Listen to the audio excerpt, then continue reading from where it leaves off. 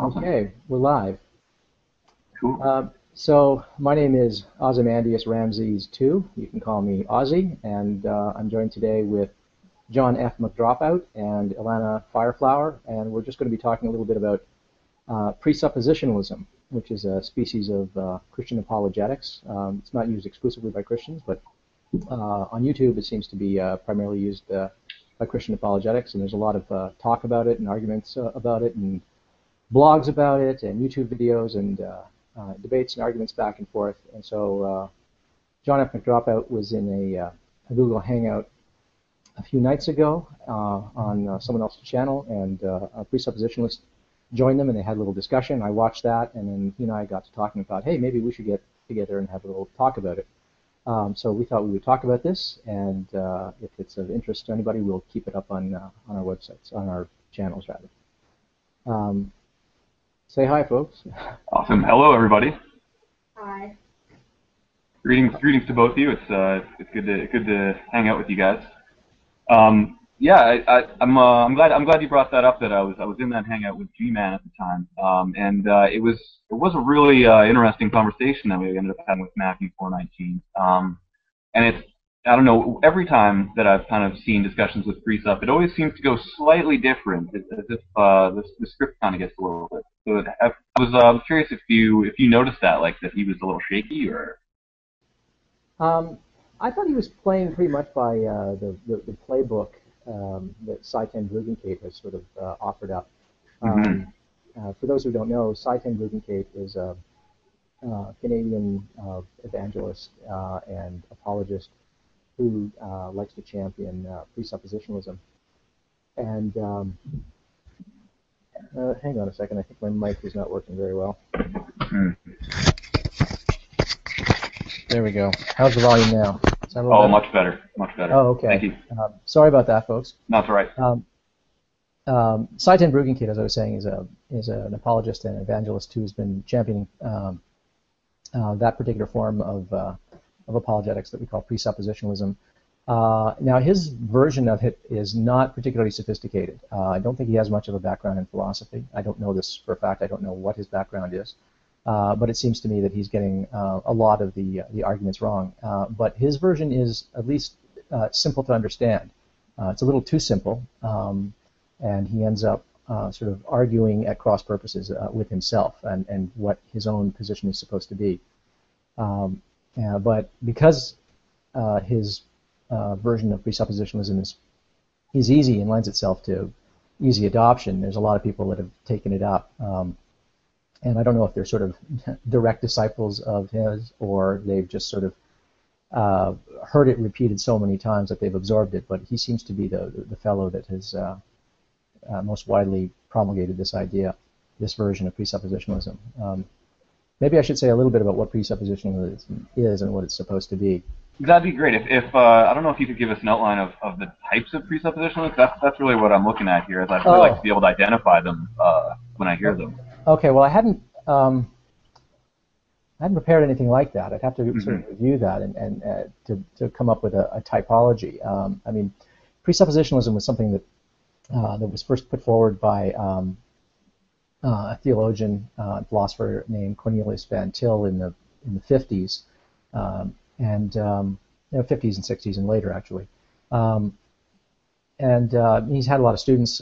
Greg Bahnsen, the late Greg Bahnsen, recently deceased. Greg Bahnsen was a philosopher who took it up and championed it and developed it even more, and I think formalized it even better. There have been other people, people like John Frame and oh dear, there's another one, a very big fellow. His name escapes me right now. But so, and they all differ slightly, but the core of the argument is this. That they want to avoid an evidentialist approach.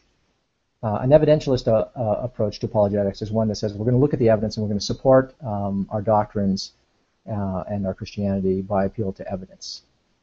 The presuppositionalist wants to get away from that because, well, in some versions of presuppositionalism, it's actually improper. It's almost impious.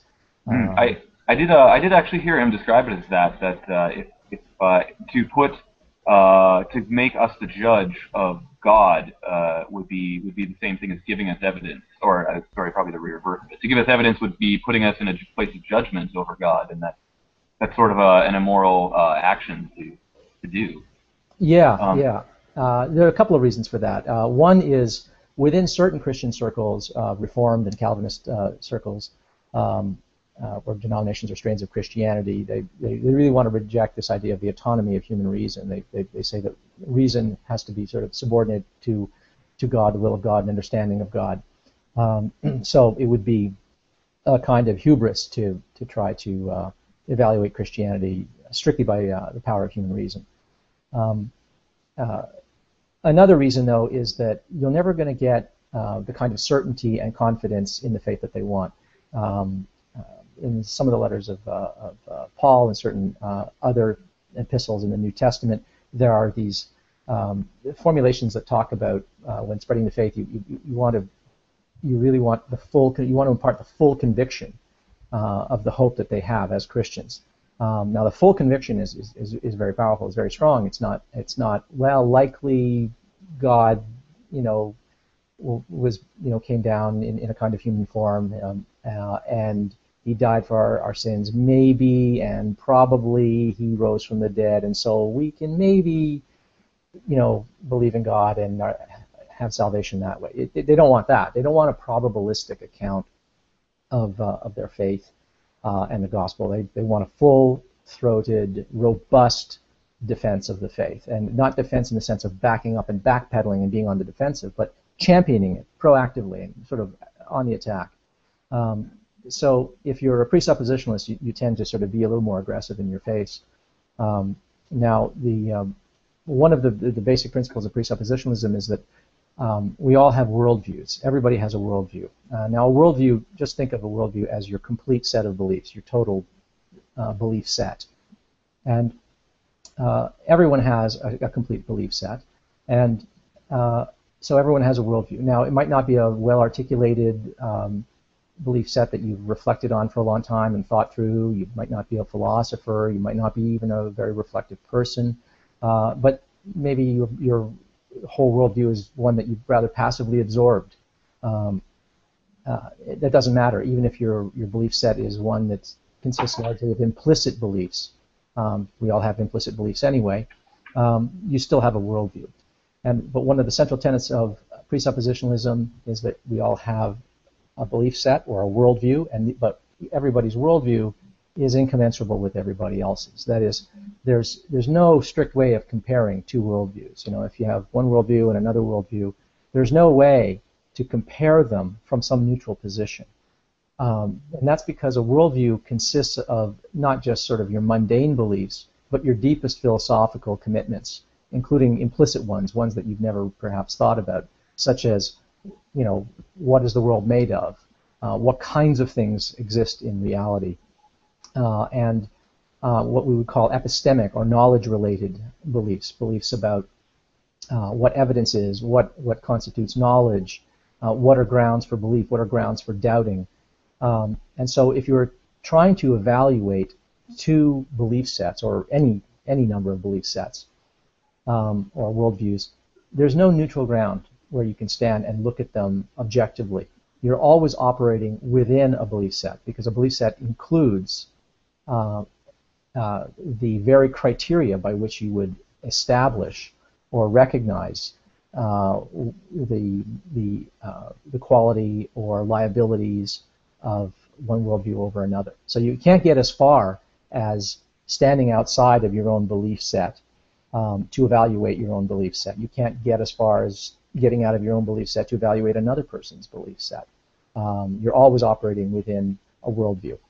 Now, you can, for the purposes of argument, try to bracket or suspend your beliefs and examine another person's beliefs, arguendo, that is, for the sake of argument, from within their belief set. But you never actually abandon your own beliefs. Now, for presuppositionalism, for a presuppositionalist, this is really important. You never want to bracket your beliefs in the sense of pretending that you don't have them, or saying, I don't have them. Your presuppositionalist maintains that, no, I'm going to stick to my guns the whole way through, and evaluate your belief set from within my belief set. But there's nothing particularly odious about that, because although it sounds kind of a little selfish when put a certain way, but there's nothing really wrong with that, because because there's no neutral ground, and I think that is actually a fair characterization of worldviews. There's no neutral place to evaluate belief sets. You really do have to operate within your own worldview. So how do you compare the Christian worldview with an atheistic worldview, or a Buddhist's worldview, or a Hindu's worldview, or any other worldview?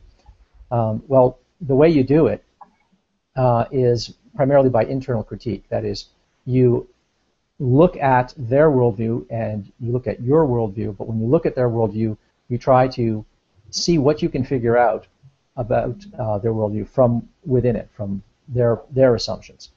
Now, because there's no external point of view by which you could assess the two worldviews and say which one touches, sort of bumps up against reality better than the other one, because the very standards of evidence are part of your own worldview, and it's hard to compare those, then what you have to do is internal critique. And so what you're looking for when you're comparing worldviews primarily is a kind of adequacy. For instance, what you do with a worldview, the reason we have a worldview is it's how we negotiate through the world. It's everything we believe. It's everything we assume. It informs all of our decisions. Everything from walking across the room without bumping into the walls, to deciding what kind of job to take, who to marry, what right and wrong are, what truth is, what is beauty, what our values should be, all of that stuff. What is knowledge, how we can know things, all of that is part of your worldview. And if you want to compare two worldviews, what you have to do is ask yourself, is another person's worldview able to accommodate all of these concepts that they have, these beliefs that they have? And specifically, you want to be able to figure out whether they can, well, as they say, give an account of things like knowledge, things like reason, things like the reliability of your senses, what constitutes right and wrong, a whole host of things. And if somebody has a worldview where they assume that there's such a thing as right and wrong, if a person is, for instance, a moral realist, or if someone assumes that scientific induction is reliable, that you can just apply the methods of natural sciences, but within their worldview they don't have the conceptual resources to explain that, then there's something wanting, there's something inadequate, intellectually unsatisfying about that worldview. The presuppositionalist position is that the Christian worldview, because there is a God, on their view, and God has certain properties, he's all-knowing, he's all good, he's the standard of morality, all these sorts of things, that supplies a Christian with a conceptual apparatus that would allow them to make sense of everything they do and everything they assume in their life. So there isn't going to be a cognitive dissonance going on in them. Part of what they argue is that if you're an atheist, you can't make sense of morality, you can't make sense of the use of logic, you can't make sense of the uniformity of nature, a whole host of things. And their argument is, look,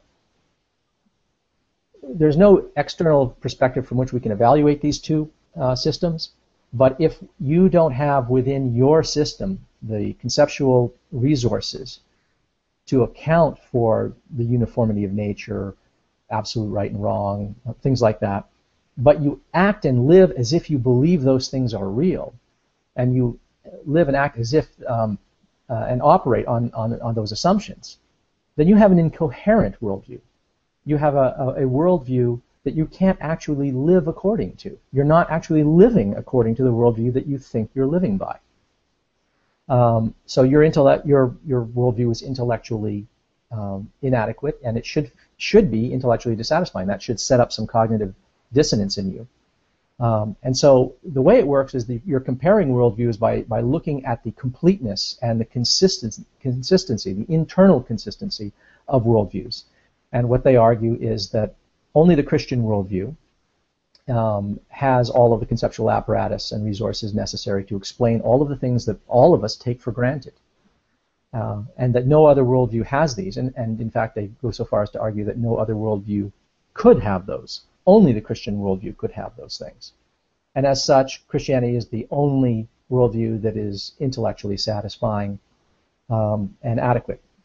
So that's sort of the foundational principle. It stems from this idea of worldviews, their incommensurability, the fact that there's no neutral standpoint for evaluating, there's no sort of external criteria of evidence that you can apply. It all has to be done internally within competing worldviews. And so it's not. There's a certain sense in which they're not looking at evidence at all. What they're doing is showing you that if all the other worldviews are inadequate, then by inference, by a kind of transcendental argument, transcendental reasoning, all that's left is the Christian worldview. And therefore, you should own up to the fact that you are borrowing from the Christian worldview in the way that you live, no matter what you say you think you believe. You are, in fact, operating exactly as if you believed in the Christian worldview. You are borrowing illicitly and without a fair acknowledgement from the Christian worldview. That was an awful long spiel. I hope I haven't put you to sleep. No, absolutely. No, it was riveting. I was riveted. Right at the end there, it kind of sounded like the basis to the argument maybe is sort of maybe a meta-analysis of the worldviews, because you're not necessarily taking each one on a specific account or a specific situation or anything like that. You're not really analyzing it in an experimental way. It seems right. More like just kind of taking an analysis of it overall and sort of maybe skimming a lot of the details inside each worldview. Yeah, well, that's exactly right. It is sort of it's a species of transcendental argument where you're sort of standing back and you're not assuming that you can take a worldview and compare it to the world to see if it's right. There's no the analysis isn't fine-grained that way. It can't be because as they understand it, there's no standpoint from which you could stand outside of your worldview and examine and compare how one worldview lines up with the facts of reality. The very idea of that is incoherent because whatever criteria you would apply to test and examine and compare your worldview with reality would be part of your worldview. The very criteria of evidence and inference that you would use and logic, that's all part of the worldview. So there's really no way to get out of it. So it is, like you say, it's a meta-analysis. You're sort of standing outside of it all, looking at it from on high, and they don't have to get into the nitty-gritty of specific worldviews because the argument is that, well, it works by what's called a disjunctive syllogism. A disjunctive syllogism is just the formal name of a kind of argument. Everyone's used this argument before, and you use it every day. A disjunctive syllogism is just an argument of this form. Either A is true or B is true, but not both. Not A, kind of therefore B, right? So it's an either or. Yeah, it's a dichotomy. The formal name of that is disjunctive syllogism. So the idea is either the Christian God is true and the Christian worldview is true, and then on the other side you have everything else. And so what they have to do is show that all other worldviews are false and false because they're incoherent. There's no way to live. Now, there are different views on this. Some presuppositionalists have argued that this shows the absolute falsity of all other worldviews and the absolute truth of Christianity because, well, what would they say, by the impossibility of the contrary. It's impossible that the Christian worldview is false. All those other views are not possible. They are impossible, and therefore that leaves only Christianity as the truth. Others frame it a little weaker than that. A little more modestly, they say, look, it's not even a question of truth. It's a question of coherence. You can't be an intellectually satisfied and coherent agent in the world unless you're a Christian. Everything else is just muddled and confused, and you're just living inauthentically, pretending that you have an atheistic or non-Christian worldview when in fact you're borrowing from it. Yeah, so it's kind of abstracted from what we would ordinarily think of as the facts when we normally examine a worldview. But normally we don't examine a worldview. Normally we examine pieces and parts of a worldview. Like in ordinary discourse, you're not comparing an entire worldview against another worldview. You're comparing this particular claim against that particular claim. They can both be within one worldview or separate worldviews. So they don't have to bother with that. It's a larger abstracted argument than that. It seems a little convenient for them, just because there's no something we can point to when you're arguing just a worldview. I think that's maybe sort of the weakness of the argument, is that they really can't point to anything in specific, because it's such a wide-ranging argument. It requires the entirety of everything else to be wrong in order for them to be right. So, well, it's a huge. Well, yeah, you're right. It's a big undertaking, is what I'm Yeah. What it is an enormous burden of evidence that they take on. It's because it's not enough for them to show that John's worldview is wrong and Ozzy's worldview is wrong and Ilana's worldview is wrong. They got to show that every other worldview is wrong. Because if they would, suppose they lined up a whole bunch of opponents who presented their worldviews, and they systematically went through each one seriatim, and that is in series, one by one, and showed the inadequacy of each person's worldview. That still wouldn't establish that theirs was right? Because there could always be another worldview out there that they haven't considered, right? So they're really what they have to undertake is some kind of argument that shows that all other worldviews are inadequate. Now, I'll lay my cards on the table here. I think that actually no presuppositionalism or presuppositionalist has ever actually succeeded in mounting that argument. And typically, when you argue with a presuppositionalist, what tends to happen, and even not just the sort of the naive ones, but even the more sophisticated ones, they will tend to just turn the argument on you. You'll be arguing, you'll say, well, how do you defend your faith? And they'll sort of challenge you to explain something on your worldview, and they'll press you on that, and it tends to be an argument where they're always trying to turn the table on you. And that puts them on the offensive, puts you on the defensive, effectively insulating their worldview from objection, and alleviating for them the burden of defending their worldview. They don't have to bother defending their worldview as long as they're attacking yours and forcing you to defend yours. So in some cases, like I think, for instance, Seitan Bruggencate, I heard another fellow recently, Colin Pearson. I've heard a few from him. Yeah, even in your discussion that you had with Matthew 4:19 the other night, although that didn't go on for very long, and I don't know what was motivating him there. But there tends to be a fairly obvious and transparent effort to shift the burden of the argument.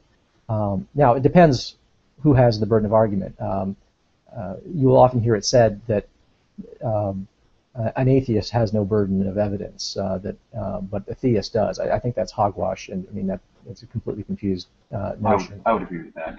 Yeah. Yeah. Whoever makes the claim, whether it's positive or negative, has the burden of evidence.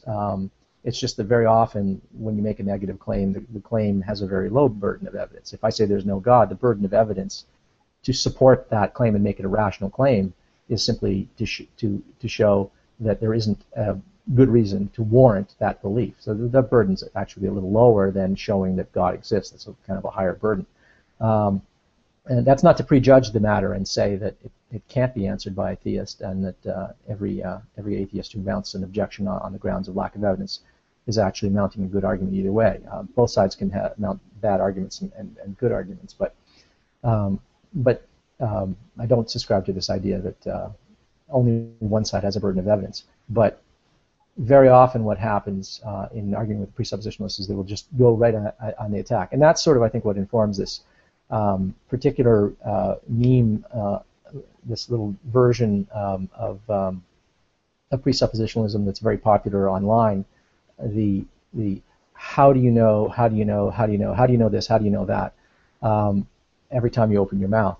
That, I think, betrays a real deep confusion about presuppositionalism that some of these very, very earnest and eager presuppositionalists have. They're chasing a rabbit and they're following it right down the hole, and they end up at odds with their own argument, which is maybe something we could discuss at some point. But I should see what you think so far. Yeah, no, I would agree with that. When I first heard the presup argument, I kind of thought it was a word game, just a very, very subtle circular word game. But it took me a little while before I kind of did a little more research into it and found out that it is a very well formulated argument, and does follow a lot of the major rules for argument. You still sorry, we're having a little freeze up here. Oh. Can you guys still see me? Yeah, we can see you. You're just awesome. a little jerky there. No problem. Just I don't know what's going on with my computer here. But yeah, I mean, have you read? I read a little while ago. It was the "Why I'm a Christian" by Cornelius Van Til. Yeah, I have, but it's been years since I read it. So yeah, it's a dialogue with him and an unbelief. And I don't know. When I read it, it struck me as it's very similar to the arguments I was hearing from the likes of Cy and Colin Pearson. They're not hitting all the points that he was hitting, but it's very much about being kind of slightly condescending and then shifting the burden right onto the atheist to defend his worldview. It often involves asking kind of semi-disingenuous questions. I don't know if I have an example here. What is truth according to your worldview?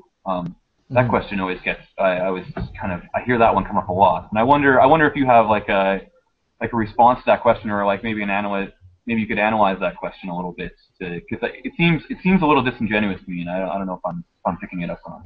Yeah, I don't think it's disingenuous to ask that of a person, but it's part of a larger pattern. See, the presuppositionalists want to illustrate that there is a justificatory regress problem. Whenever they talk about knowledge, whenever they ask, how do you know, they're always doing it with a view to illustrating or demonstrating that there's what in epistemology, or the theory of knowledge within philosophy, is called a justificatory regress.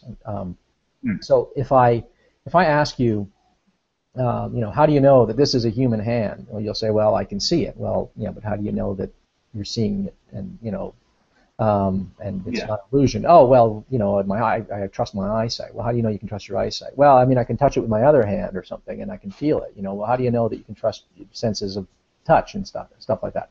And you can keep asking, how do you know? How do you know? How do you know? Now, normally, with the sort of a more sober presuppositionalist, this question, how do you know, goes on for less than a minute, and then the point is made that there's this problem of justifying your reason, because in ordinary discourse, if I say, how do you know, or why do you know, or why do you think that's true, or why do you believe this, you're going to give me reasons.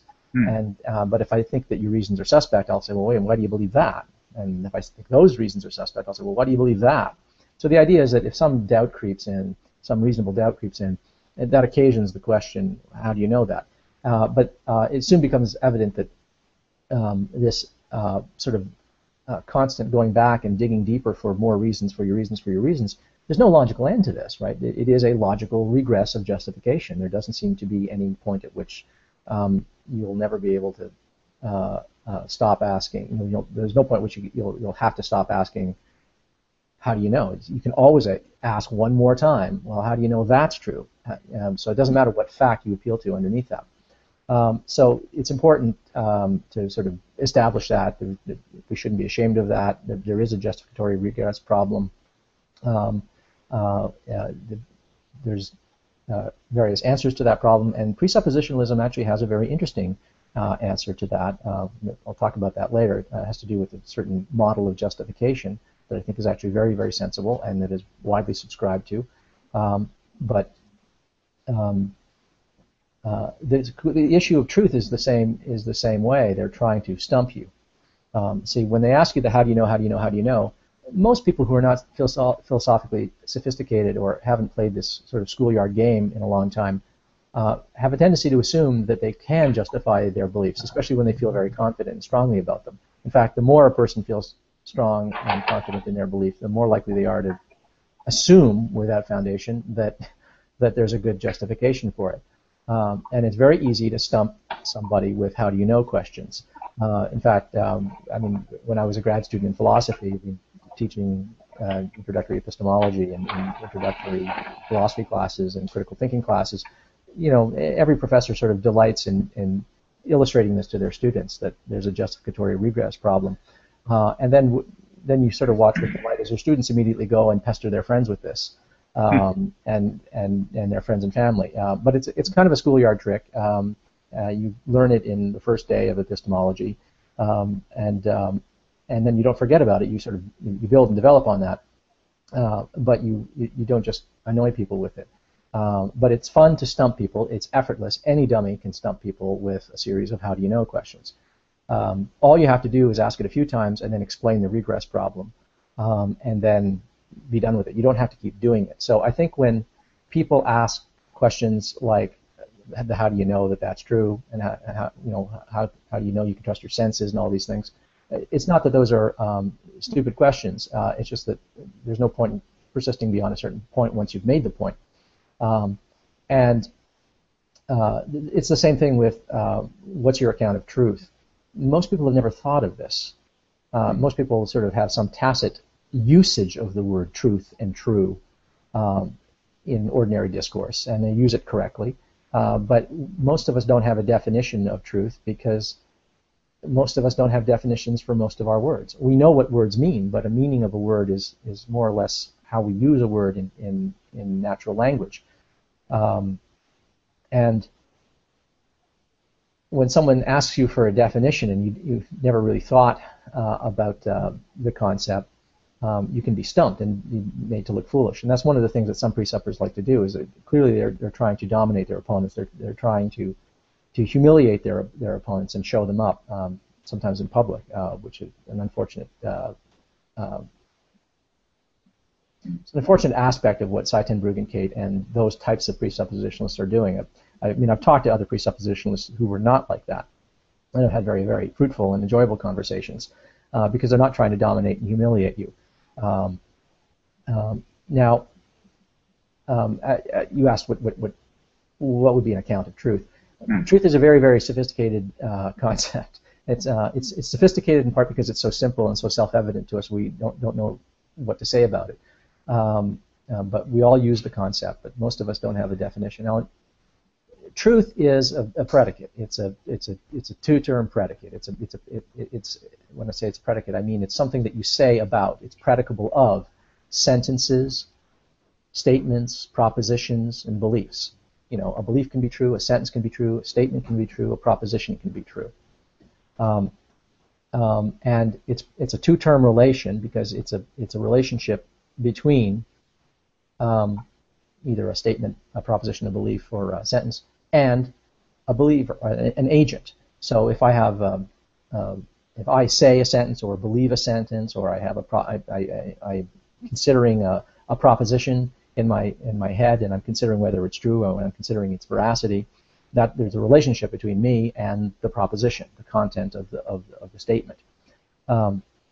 So that is what truth is. It is a two-term predicate, or it's a relationship between two terms, an agent and, let's just shorten it to a proposition, and it's one where the objective of the agent is to map reality correctly, to represent reality. Now, there's a problem in all accounts of truth because, if you want to speak of mapping and then you want to define what mapping is a little more clearly, it gets a little touchy because then you have to try to describe mapping, and you want to say that, well, you want the map to be accurate. Well, isn't that saying that you want the map to be true, and so forth? So the whole concept of truth is fraught with difficulties. Presuppositionalists don't get out of this problem themselves. But that's what truth is. Truth is a two-term predicate relation between an agent and a proposition of some sort. I actually have a question for John. How do presuppositionalists bring up the question of truth to you? How does this show up in the discussion? I'm curious. Yeah, I mean, it's usually a definition of truth. They want you to define truth according to your worldview, which is it's always a very delicate thing for me because I understand what they mean, but then they kind of once I've defined truth as sort of a description of a statement or a proposition, they switch the use of the word truth like right away, and so they'll say, "Is that true?" And that sort of, to me, like it can kind of be or they'll bring it in as a concept of absolute truth, and so they'll kind of move it into a level of, I don't know, Platonic realm of forms or whatever sort of idea where it's. So are they sort of playing the regress game with the word truth instead of knowledge? Is that what's going on? I think it's more of an equivocation. They really want to confuse the issue between truth and knowledge. Yeah, that's a really good point. Well, it actually happened in your discussion with Matthew 4:19. Mm-hmm. He asked you to define truth. He said, what is truth in your worldview? I think that might even be the way he put it. Right. Which is asking you for a definition of truth. What is truth? Absolutely, and I understood what he meant by that. Yeah, and you gave a very succinct answer, a much less verbose answer than I gave. But as soon as you answered it, then he asked you, how do you know that's true, and how do you know what is true? Is what he asked. How do you know what is true? Yeah. Or words to that effect. Yeah, it's a much different question. Like the way he's stating it, he wants me to kind of put my foot in my mouth a little bit about something that I'm claiming to know is true, and then he wants me to justify it later. Right. Is where he wants to go with it. So he wants me to defend the knowledge claim. Right. That I'm making, but not the word truth or the idea of it. Yeah. So. Well, what happened there was he was asking you to define truth, and then he was asking you to give a verification procedure for knowledge. Yeah. They're not the same thing. Mm-hmm. And I thought it was particularly telling because he did this thing that I've seen Saitan Bruggencate and others do, where he brought in explicitly his definition of knowledge. Now, his definition of knowledge is justified true belief. Maybe you should say a little bit about what that is, because a lot of people are not going to know what that is. But there's a famous dialogue. Justified true belief is just a definition of knowledge. It is you'll often hear them say the definition or the meaning of knowledge is, and then they'll say justified true belief, as if this was sort of some fact, some piece of data we have that we all agree to. In fact, it is merely one theory of knowledge, one account of knowledge, one definition of knowledge. It's highly contentious, but it's probably approximately right. And it's a theory of knowledge or a definition of knowledge that was first advanced by Plato in a dialogue called the Theaetetus. Plato is involved in a dialogue, and they're asking what is knowledge, and he's answering questions, and he's asking questions, and he's getting them by hearing their answers and mining their intuitions to realize that some of the facile or easy answers that they have about what they think knowledge is are no good.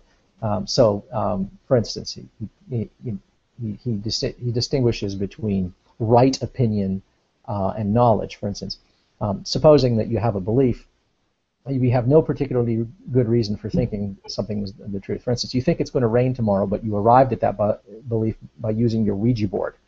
And suppose that it turns out that it does rain the following day. Would it be right to say that you know that it was going to rain? And was it true that you knew that it was going to rain, or did you just get lucky? So he says, well, no, that's not knowledge. You didn't really know it. I mean, yes, you were right. You had a belief, and the belief was true. You were right, but that's mere right opinion. It's not knowledge. Knowledge should be made of sterner stuff than that. So, in the course of the dialogue, he boils it down to three ingredients. There are three things that are required for someone to have knowledge. And we're talking about empirical knowledge here, by the way. The justified true belief theory, strictly speaking, is a theory of empirical knowledge. It's not a theory of apodictic truths or things like that in logic. But empirical knowledge. The idea is for a person to know that something is the case, to know that a proposition is true, it has to be the case, first of all, that the proposition is true. You can't know something unless it's true. So if I say, I know that this is a beer glass, well, no, it's a coffee mug. Okay, well, it doesn't matter what reasons I give and how confident I feel and how strongly I believe that it's a beer glass. This is not a beer glass, so I can't know that this is a beer glass. If the belief is false, then forget it. So truth is a condition on knowledge. You can only know something if it's in fact true. I don't want to beggar the question of how you know that it's true, just what it would mean for something to be knowledge. The next ingredient in the definition of knowledge that Plato offers is belief. You have to believe something before you can know something, is the case. So I can't know that this is a coffee mug unless I at least believe that it's a coffee mug. Okay? That makes sense. I mean, if I don't... the cart and the horse kind of idea, right? Like, yeah. I mean, if I don't even you didn't believe it, how would you know? Yeah, if I didn't even believe that this was a coffee mug, it would be totally fatuous to say, oh, Ozzy believes that it's a coffee mug. Well, knows that it's a coffee mug. I can't know it if I don't even think it's true. So that's the second ingredient, is belief. So the belief has to be true. There has to be belief. It has to be true. And the third ingredient is justification. And that's the really thorny one. Justification is what sort of ties our belief to the truth. If I say that this is a coffee mug, but I don't have any reasons for thinking that it's a coffee mug, like if I just sort of point and say that's a coffee mug, and I haven't even looked up to see if there's a coffee mug or what I'm pointing at, if it turns out that there happens to be a coffee mug up there, and I happen to believe that there's a coffee mug up there, but there's no connection between my belief and the coffee mug, it's just blind dumb luck. If it's a coincidence, then I don't know it. There's no justification. There's no rational warrant for my belief in the first place. And so I don't know what I think I know, even though it's true and I believe it. So that would be a right opinion. So that was Plato's account of knowledge in the Theaetetus, and it's been handed down ever since. It's the simplest theory of knowledge. There are much more elaborate and complicated theories of knowledge.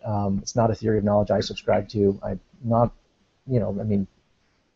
it's the most widely expressed theory of knowledge because it's the easiest to understand in the history of philosophy. It's the first articulated theory or definition of knowledge that was put out there, and it's the one you take and learn when you first study philosophy. I mean, even if you don't study epistemology, even if you just take intro to philosophy and you do a little section, a little 3 or 4 week section on epistemology in a philosophy course, that's the one that they're going to trot out and explain first.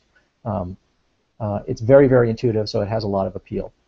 So when presuppositionalists say something like that, and they don't all say this, but most of them say something like this, then they're trading on a certain theory of knowledge. Now, one of the difficulties that happens there is... Sorry, when presuppositionalists say what? You said when presuppositionalists say something like that. I don't know your phrase. Say that knowledge is justified true belief.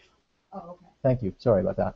I talk fast, so if that happens, or if you want to get a word in edgewise, just interrupt me. I'll clarify. Thanks.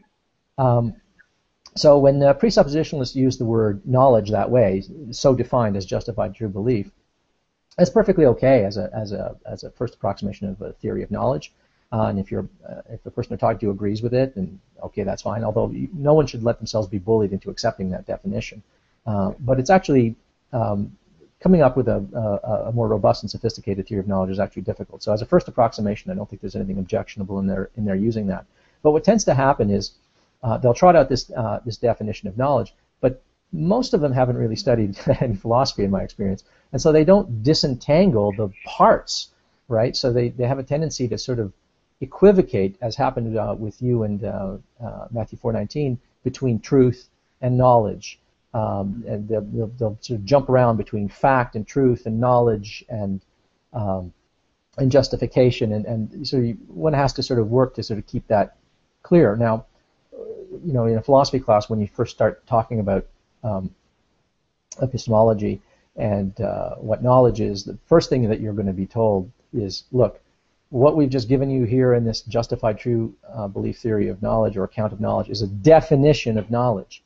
It is not a decision procedure for how you generate or produce knowledge. It's not a machine, it's not an engine, it's not a procedure, it's not a recipe for knowledge. It's merely the list of ingredients that go up to make knowledge. These are the 3 conditions that would have to be satisfied for it to be true of a person, to say of a person that they had knowledge. And we don't need to beggar the question of how we would know that they had satisfied those conditions. So the whole question of verification conditions and a procedure for knowledge is a whole separate area within epistemology. or a separate question in epistemology, not a separate area, but a separate question in epistemology. So, and what happened with you was Matthew asked you what was your definition of truth, and you gave your definition of truth, and then he essentially started pressing you immediately, suggesting that your definition was inadequate because you weren't able to immediately provide a procedure for how you would know something was true. Yeah, it's a completely different question. Yeah. I mean, that question needs to be answered, of course, but it's not the same question, and whoever asks it, it's fair to ask of them what their procedure is. So anyway, there's a lot of equivocation that goes on there. It's something to be on guard for. Sure. Yeah. Yeah. I mean, it's with the precepts. There's a lot of you kind of have to watch their language for them a little bit, because they will try to slip in a lot of terms and maybe equivocate and then move on right away to try to onto the next issue. It's almost an attempt to score points sometimes, I feel, with some of the precepts, but I'm not sure if they're doing it intentionally. Well, I don't think they are actually. I mean, the people that I've been talking about, the sort of popular online bloggers and YouTubers who are using presuppositionalism, I think they're coming by it honestly. They're not trying to sneak in a fast one. I think that they're just not particularly well versed in the subject to know that they're equivocating. They don't recognize they're equivocating. There's a reason why that is, and they're not to be faulted for this. These terms are very closely related, and in ordinary parlance, we all move very, very fluidly between words like true and fact and real and reality and actuality. I mean, we use these words so interchangeably so much of the time that you can't be too harsh a critic when someone sort of slips up and starts equivocating on some of these terms, unless you sort of make a point of being clear. But I think for the purposes of philosophical discussion, where someone has a huge epistemic burden to support, and only the Christian God is true and all other worldviews are false, it behooves them to have that vocabulary straight and make those fine distinctions, because their case they can't rest their case for refuting your worldview and your position on that if they can't get the terminology straight. And so I'm not faulting them for not having taken philosophy or anything like that. But there's some sloppy reasoning that happens there, and one has to sort of guard against that. And the only way to guard against that is to, make sure that people understand that a definition and a decision procedure are two different things. I agree. Cool. Well, I guess that kind of brings me to my next point. One of the things Matthew 4:19 asked me was about what percentage of knowledge that I thought that I had. Right. It's a pretty common question I'd like to bring up. Yeah. Do you have any thoughts on that? Well, I would say that knowledge. Sorry, wait, Martin. Can you repeat that question to me? I was stepped out for a minute. Oh, sorry. Ilana stepped out for a second. The question was that John in his dialogue with Matthew 4:19 was asked by him, what percentage of your beliefs are knowledge? Am I stating that correctly? I think they asked the question in a stranger form. They say, out of the total knowledge in the universe, what percentage do you think you possess? Right. It's an oddly phrased question if you think about it. Yeah. Yeah, well, Actually, what do you think motivates them for asking that question? Like, any idea? I think it's to prove a point about some sort of point about that your knowledge is flimsy, right? It can be contradicted by something else. They want me to say that I have. They want me to put a number on it, even when I didn't. They still want you to have a number, so they'll give one to you. So he gave me 1%, and he said that'd be huge. And he said, "Is there something in that 99% that I don't know that could contradict the 1% that I do know?" Okay. It's a little. When you think about it, it's a little disingenuous, because the hypothetical he just gave me granted me 1% knowledge, which is justified true belief by his definition, right? Mm-hmm. So it's a true belief. I can't be contradicted by anything in the 99% if my knowledge is a justified true belief, right? That's right. Yeah. So he wants to make it sound like my knowledge is flimsy. Even what I think I know, I can't know. I'm admitting that already, but the hypothetical he gives me doesn't allow me that sort of that sort of leeway. So I don't know. It's hard to argue against it because it's not my position, right? Yeah. Well, what they're trying to get at there is the concern, the worry over radical skepticism, radical ignorance. And actually, this sort of ties in with what I was saying earlier about theories of justification and the logical regress.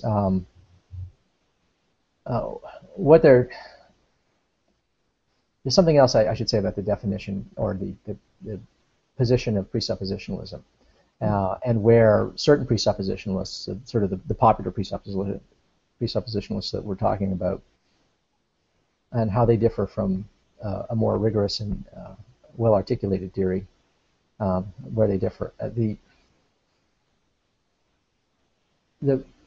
What presuppositionalism says is that, with respect to knowledge, is not that an atheist or a non-Christian doesn't know things. The presuppositionalist position is we all know things.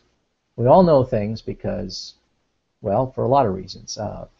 We know things because there's a God, primarily, who is good and benign and rational, and he created the world. And he created the world, he created a good world, and then created it to be rational, and he created us in it. And we, being artifacts of his creation and his design, are designed such that we can't know things. We're designed such that we're causally plugged into the world with senses that are reliable, with a mind that can reason in a way that reflects God's mind, and with memories and other cognitive faculties that are generally reliable. They're not foolproof, they're not perfect, we make mistakes, but generally reliable. And that's their account of how we can know things broadly. That's sort of the part of the procedure, the machine that goes on in the background of why we can know things. I don't want to beggar, how they know that's true. That's a whole other question that we can get to. But what they're doing there is presenting a theory that explains why you can trust your reasoning, why you can trust logic, why you can trust induction, why you can trust your memory, why you can trust the evidence of your senses. You can trust all these things because you were engineered in such a way that they are in fact reliable. Now, if that story is true, then great, you can rely on those things. It's wonderful. I mean, that's not a stupid account. If all that's true, then you would in fact be fully justified in trusting your senses, your memory, your inferential practices, and all the rest of it. Now, I forgot where I was going with this. I rambled on too long. That was pretty good though. Because I guess I'm. Yeah, no, I mean, you were kind of going into the version, the difference between the versions. Oh yes, thank you. How our psi clones have sort of diffused into the marketplace, I guess. Yeah, psi clones. I haven't heard that one. That's excellent. Clones of psi. That's true. I can't take credit for it. Okay, well, I don't know who came up with it, but I tip my hat to them. That's a very good one. I was sort of trying to think of a polite but humorous term. I don't know how polite it is. I think it's a very clever grouping mechanism anyway. Well, anyway, okay, so the psi clones. How do they differ from this? Well, if you speak to the psi clones, they will tell you they think the same thing. They think that we can all know things. We can all know things because there is this God. And they will say, you can know things too. You're not in a condition of radical ignorance. The problem is this, though. A proper presuppositionalist doesn't sort of have to keep pressing you on the how do you know thing, because he's not fixated on your ignorance. His theory is you don't have an account of knowledge. That machinery we were talking about of God who serves as the guarantor of your beliefs, that's absent in your worldview. And so you don't have an account of knowledge. It's not that the accusation isn't that you don't know things. It's that you don't have an account of how you could know things. Now, what the psi and cyclones do is they keep pressing you on how do you know, and they have actually lost sight of what they're trying to say. They will, of course, acknowledge that other point, that we all know things, but they keep pressing you on the point, and they challenge you to prove, to establish that you know something. Now, why, given what they say they believe, should that be necessary? Why should they press you constantly to show that you know something? All you have to do to answer their question is, well, I trust my senses. That should satisfy it, right? It satisfies them, and that according to their account, according to their worldview, which they say they're not going to abandon, that should satisfy them, right? It satisfies them. Why wouldn't it be satisfactory when you say it?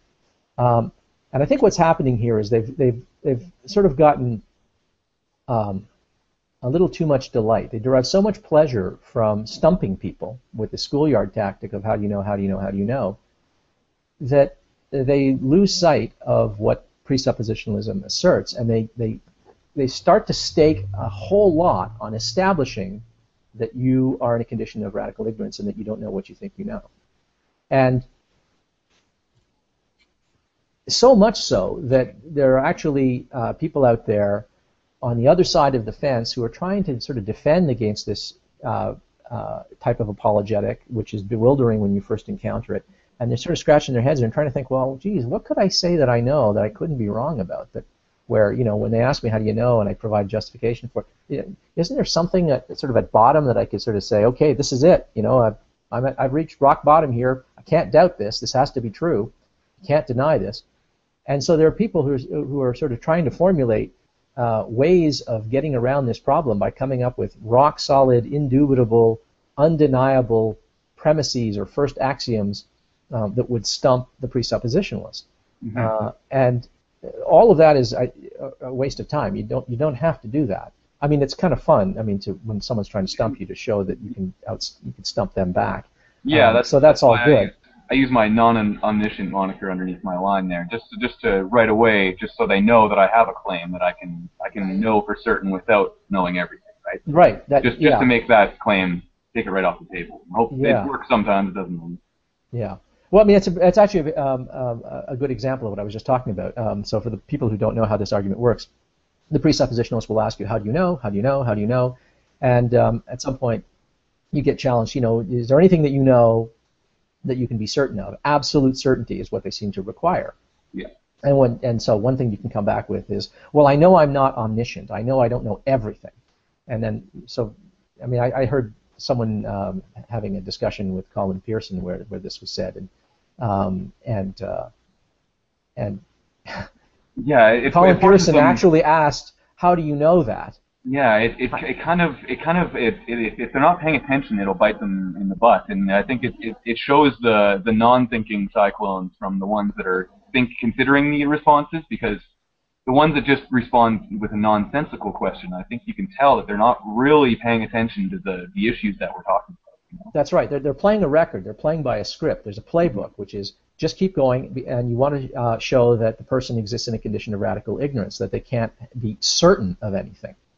Now, the reason this is particularly amusing in this case, what you've got non-omniscient anti-theist there under your name, is that if a person says, I know that I'm not omniscient, and someone says, how do you know that? Well, just think about it. If I were omniscient, I would know that I'm omniscient, and I wouldn't be thinking that I'm not omniscient.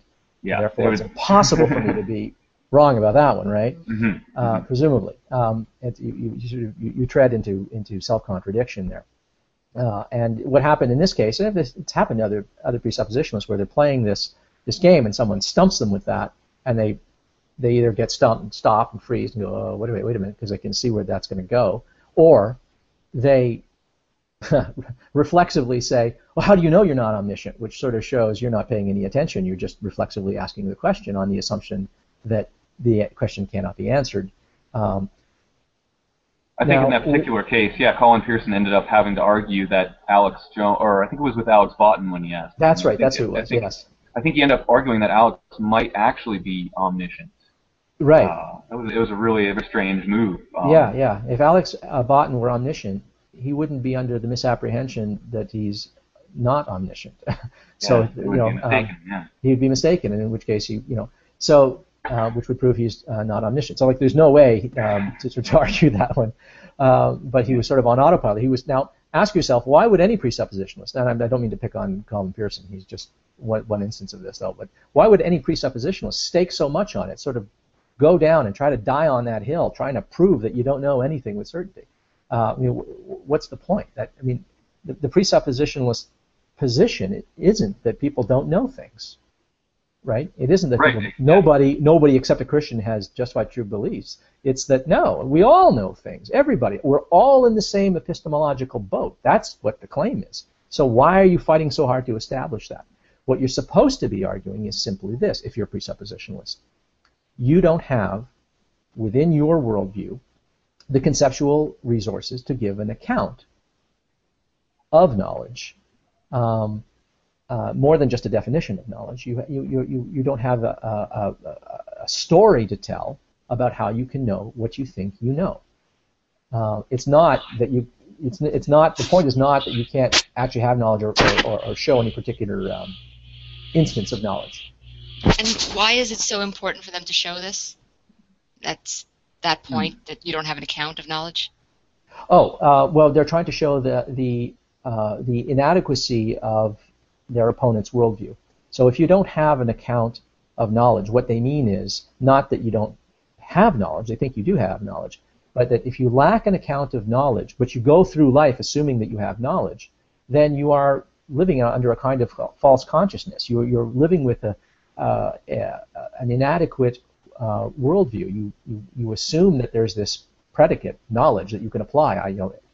Jones knows that this, I know this, we all know that, nobody knows that. You're using this word, you think, meaningfully, but within your own worldview, that term doesn't mean anything. It can't be legitimately applied to anything according to the resources within your worldview. It's an empty concept. You can't actually do anything with that concept. And there's nothing in the world, in reality, that answers to knowledge within your atheistic worldview. That's the argument. That's what they're supposed to show. Not that you don't know anything, but that you can't account for knowledge. And so if you have a worldview that is inadequate in this respect, that's a problem with your worldview. And they say our worldview can account for it, as I explained before, and therefore you should rethink your atheistic worldview. You're something intellectually dissatisfying and incoherent and inconsistent between how you live and what you say you believe. And the reason why they think we can't account for knowledge is because we get stuck in the infinite regress. That's right. The logical regress is their way of trying to show you that there's a problem with your worldview. But of course, well, there's a lot to say about the logical regress issue, but a justificatory regress problem is not a problem that they get out of, because you can always ask them, how do you know, how do you know, how do you know? So the way they get out of it is not that way. They have a way of getting out of the justificatory regress that is very smart, very clever. It's not presuppositionalists who came up with it, but it's this. It's a distinction between two kinds of epistemic justification. In that definition of knowledge that we talked about, there were those three ingredients for knowledge. There's the belief has to, well, first of all, you have to have a belief, it has to be true, and it has to be justified. Justification is really sort of the business end of the whole discipline of epistemology. What constitutes justification? What are the ingredients that go up to make up justification? Man, that's where it really all happens in epistemology. Now, there's all kinds of theories of justification, like just too many to name. And the whole field is kind of thorny and complicated. But theories of justification break down into two types. You can sort of split all of the theories into two types. There might be some exceptions. I can't think of any offhand right now. But they split up into two types.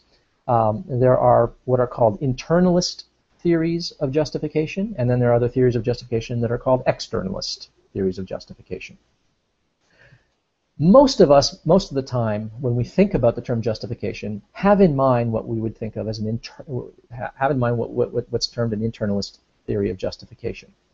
An internalist conception or model of justification is one that assumes that in order to be justified, in order to have knowledge, you have to be able to give reasons. You must provide reasons. The reasons must be in your head. You must be aware of them. They must, if not be immediately conscious, they must be summonable to consciousness. You must be able to provide reasons. And And that makes a lot of intuitive sense, because if I ask you, how do you know that such and such is true, you'll give me your reasons. And if I'm not satisfied with that, I'll say, well, how do you know that? And I keep expecting you to supply reasons. So certainly beliefs that are not supported by any reasons are worthless. And so there's this tendency to always want to give reasons, because if you assume internalism is true, that is, if you assume that any justification must be something that the agent, the person in question, can provide and bring forward to consciousness and offer up, then you're going to have a problem. That's when you get this justificatory regress problem. As long as one has to give reasons all the time, has the burden, the responsibility as an epistemic agent to supply reasons, well, then you're stuck in a regress for sure. I mean, if that really is the burden of knowledge, to always be able to give reasons, no matter what, then you're stuck in an infinite regress, a logical regress of justifications. It never ends. Sure, I was thinking about this exact the idea of infinite regress today, and I was curious: is there maybe a point where asking the question just doesn't make any sense anymore? Can you butt up against an axiom where there's no way to even there wouldn't be a way to justify it? It's just true because it's not possible to be false. Yeah, there's a lot of ink spilled on that. I mean, Descartes sort of famously tried to come up with a first premise. He tried under this sort of experiment of radical doubt, tried to doubt everything, doubt his senses, doubt his memories, doubt his, absolutely, the existence itself, and yeah. Yeah, try to doubt everything. Let's assume I'm dreaming. Let's assume an evil demon exists who's implanting all my sensory experiences so that I can't trust them. I'm effectively in the matrix, and I can't believe the evidence of my senses, right? In this sort of thought experiment that he cooked up, he said, okay, well, there is one thing that I would be able to assume is true, and that is that if I'm thinking, even if I'm wrong in what I think, thinking is going on. And so the famous cogito ergo sum, I think, therefore I am. Because no matter what I'm thinking, at least I know that I am. There's something thinking, me. Now, actually, that's not quite so rock solid as people think. In fact, even in his own day, he had a correspondence with Thomas Hobbes who sort of debunked that. The most you could argue there is from the observation that you're thinking is that thinking is going on, not that you are thinking. Even the assumption that the thought has to inhere in a mind is itself something that's actually imported and is not part of the very thought itself. And so you could even doubt the cogito ergo sum, the I think therefore I am. There are other things that have been argued that would be impossible to doubt. I mean, in the main, in philosophical circles, virtually nothing is thought to be indubitable. And it's important actually to mention that Descartes, as his criterion of truth for justification, came up with the concept of indubitability. He could have gone with incorrigibility, not subject to correction, irrevisability, not subject to revision, inerrant, not subject to error, but he came up with indubitability, not subject to doubt. I can't doubt it. The idea is I can't formulate a doubt. I can't formulate a sincere doubt. I mean, I could say that I doubt it. I think therefore I am, but he argued that no, you can't. You can't actually formulate a sincere doubt. Right, because you're thinking it and you're saying I doubt. So it's sort of, you're sort of assuming the premise when you're questioning it. That's right. Yeah. Some people have said, well, a sincere doubt is irrelevant. The doubt doesn't have to be sincere. There have been other people who've argued other things, that there are sort of experiences that are experiences are sort of immediately given. You just have experiences. You can't doubt that you're having the experience, for instance. So go ahead. So basically, you're saying that there isn't any way out of the infinite regress. There's no bottom. Well, there's no way out of the regress that is widely agreed as a genuine way out of the regress. I mean, if you can get another person to agree with you, then you can go on and both argue, build on that. But it's actually quite hard to get that. I mean, I hear some people use sort of this objectivist premise from the objectivism of the works of Ayn Rand, this idea of the primacy of existence. Existence exists. Now, I mean, that is an... Go ahead. that one always kind of confused me a little bit. Like I understand the concept of in order for something to do something, it must exist, or to have something done to it, it has to exist also. But I think that leaves open a lot of possibilities for a lot of things existing, doesn't it?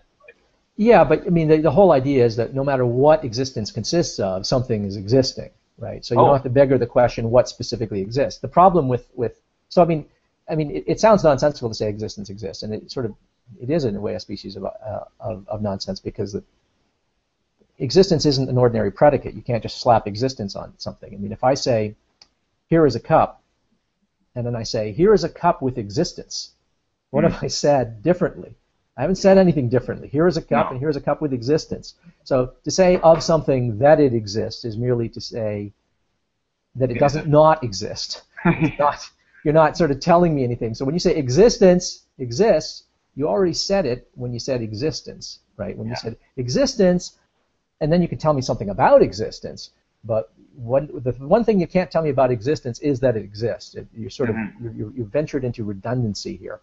Now, does that mean that we can deny that there is existence? Well, no, it's very hard to deny that there's existence. I don't know how you would deny that sincerely, but the real problem is that this is not a way to stump the presuppositionalist for two reasons.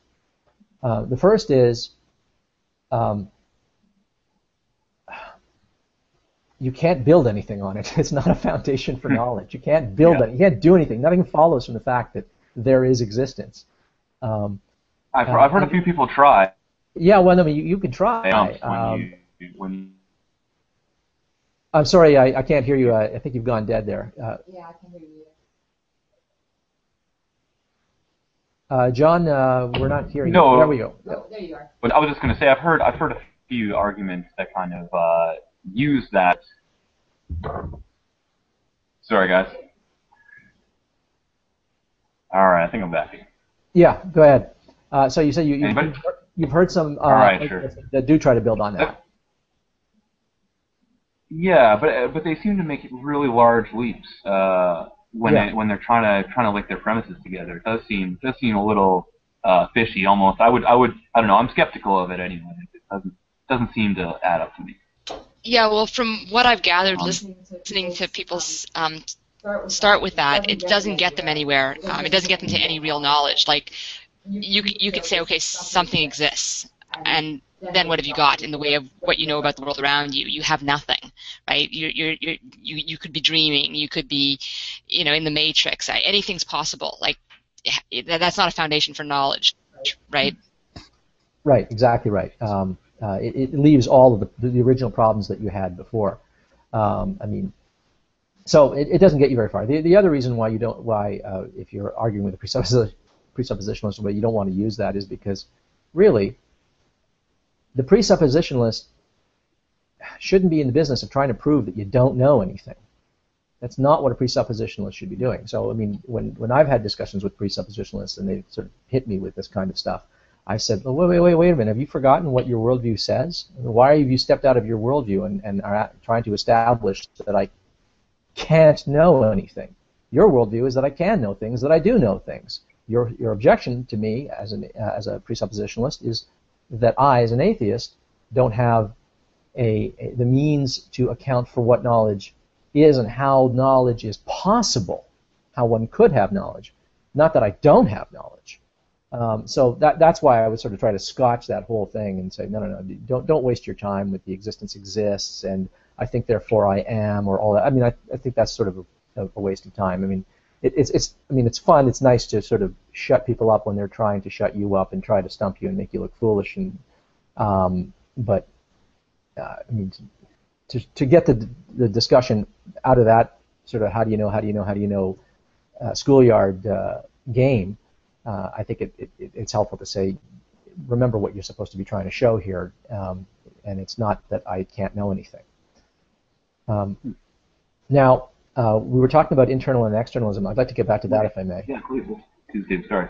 Okay. There.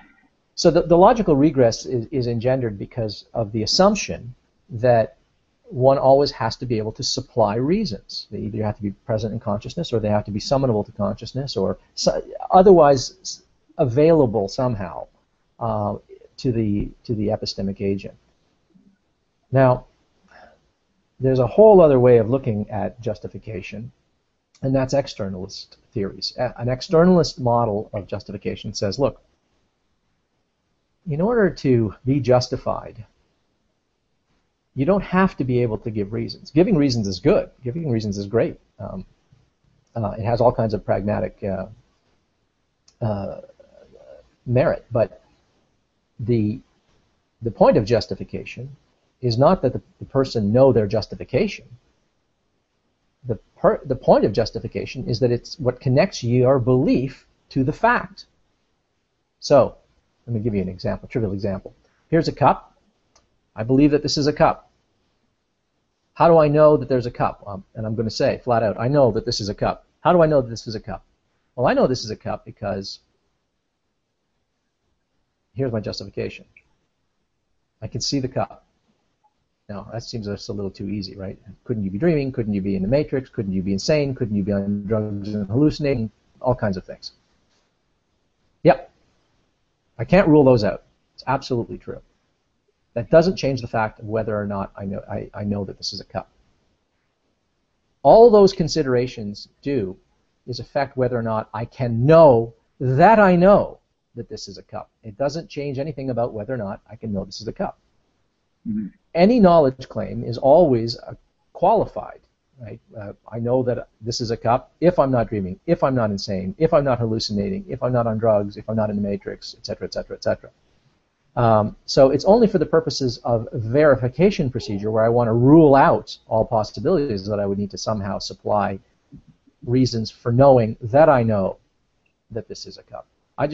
But if you're asking me, do I know that this is a cup? Well, look, I know that this is a cup under the following conditions. I believe that this is a cup, and I'm justified that this is a cup.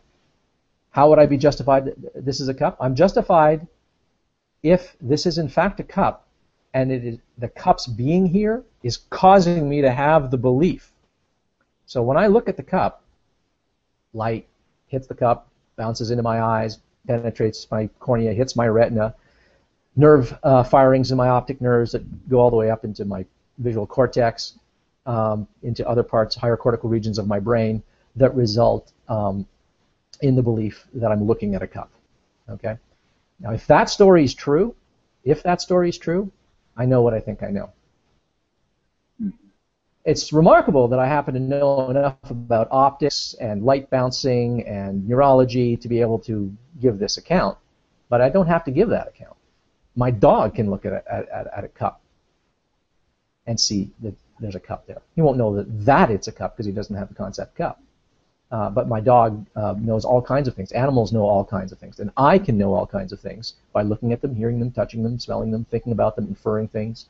Now, the idea is this. There's a causal story. If there's a causal story to be told, and that story is true, between my belief and the fact is causally what's generating the belief, then my belief is justified. That's an externalist account of justification. Okay, that's what's called a causal account of justification. There's a causal story to be told that justifies my belief that there's a cup or whatever it is, whatever knowledge claim. So can I just clarify that? Sure. So what you're saying is you don't have to know the reason, the causal reason, right, between what you're seeing as a cup and it being a cup. There just has to be a causal reason. Exactly. And that's an externalist justification. That's right. The justification is external to my mind. That is, all there is in my mind is the belief that there's a cup. And what there is in the world is a cup. But what there is in the world also is a whole causal system, perceptual apparatus that operates reliably, that occasions the belief that this is a cup. And if those conditions hold, then I know what I think I know. And now, that's actually sort of similar to what the presuppositionalist holds as right, a justification, right? Yeah. Just to leap ahead, or actually not leaping ahead. It's where no. That's actually where I'm going with this. The presuppositionalist argument is an externalist argument. That is, all presuppositionalists use an externalist model of justification. It's a perfectly good, respectable model. It's used by all kinds of philosophers. It's a model of justification that I use, and it avoids the regress. If this particular causal story is true, then I know what I think I know. If God serves as the guarantor of my beliefs, then I know what I think I know. We're both using an externalist account. Now, the presuppositionalist is going to come back in this instance and he's going to say, whoa, wait a minute, how do you know you can trust your senses? Oh, well, I have a causal story for that too, buddy. I believe in something called evolutionary reliabilism that explains, by means of evolution and natural selection, how I came to have the reliable belief-forming processes, visual, cognitive, memory, inferential, etc., such that I can trust all of those systems. It's not an accident that we have those systems. In fact, something like evolutionary reliabilism can account for patterns that exist in our limitations on our knowledge, why we can trust our senses, where we do, and why we can't trust them in certain circumstances, like systematic illusions and stuff like that, visual perceptual illusions and stuff like that, inferential failings and stuff like that. The whole field of cognitive science is devoted in part to that. So, I mean, I can actually give an externalist account of that. Now, what happens though? Now, most presuppositionalists, sophisticated ones, will know that they have an externalist conception of justification that avoids the regress, namely the whole God story, who serves as the guarantor of their beliefs. And that's all fine. That's terrific. But they also understand that you don't have to be a theist to have a causal story that would explain why your belief-forming practices and processes are reliable.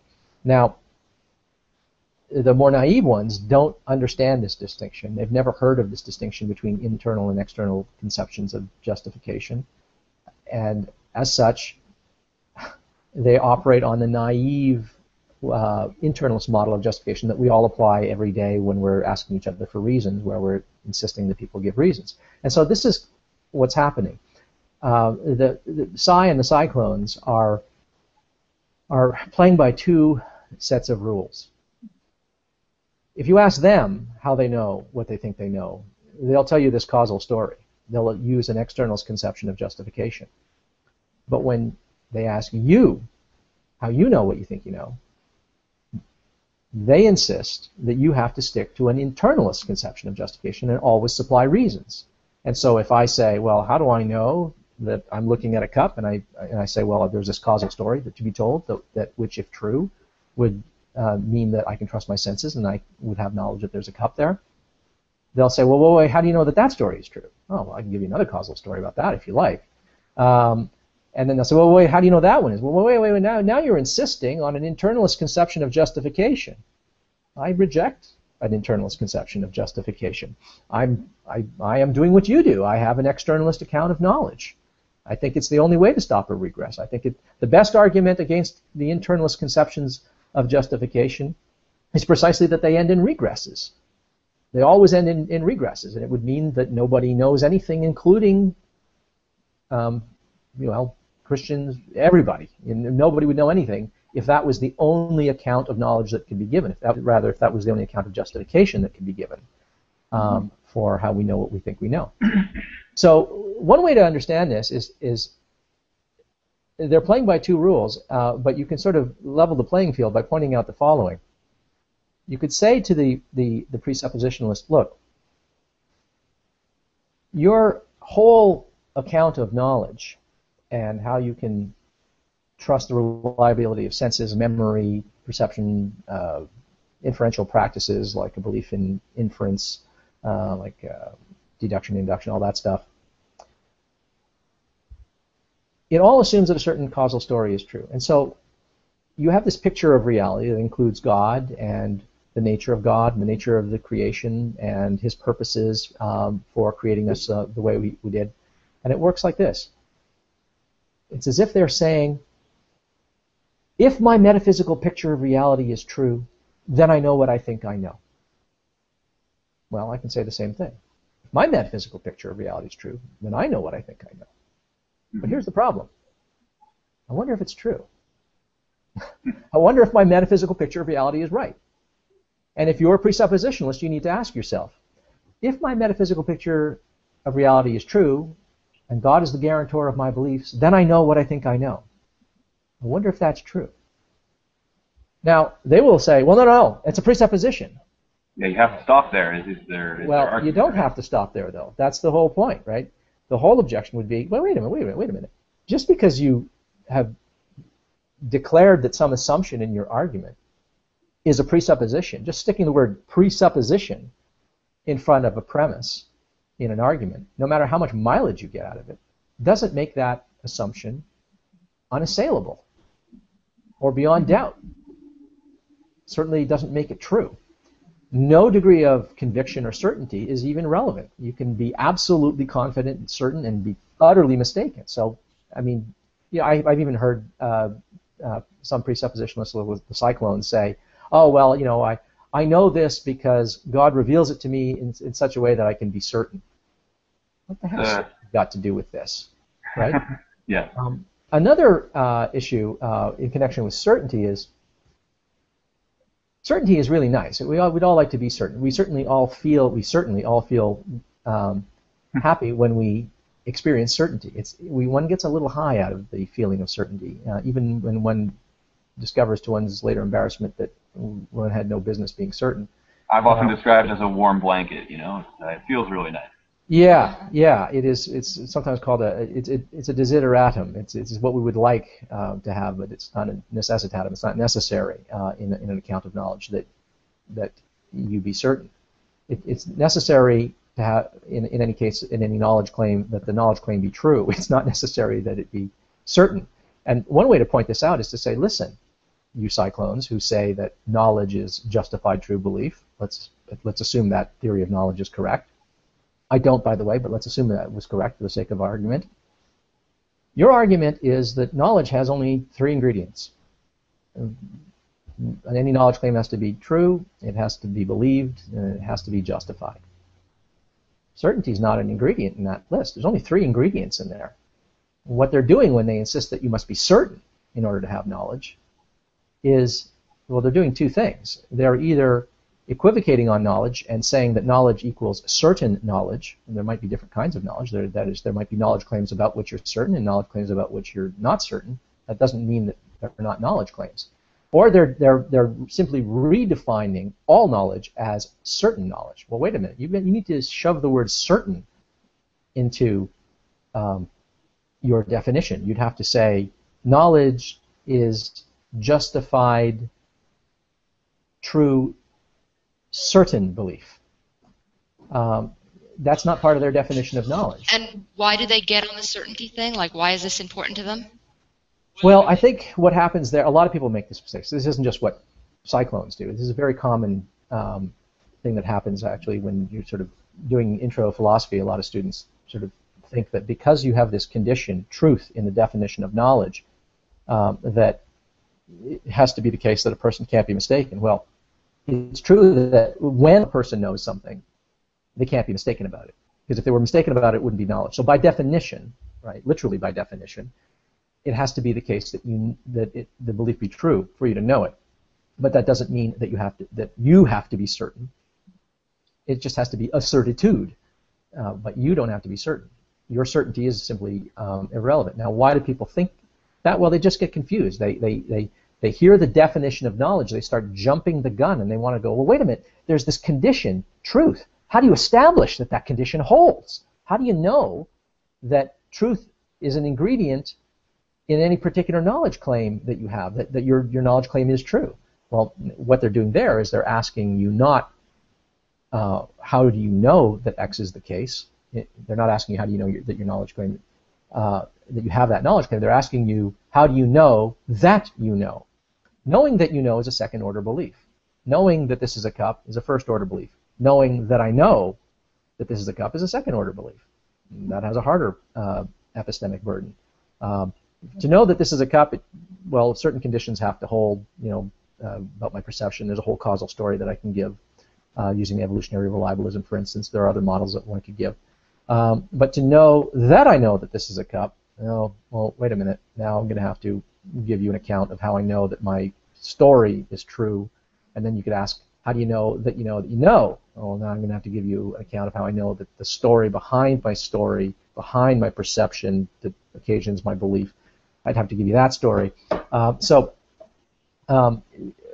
People have a strong tendency to always revert back into an internalist conception of justification, and when that happens, invariably they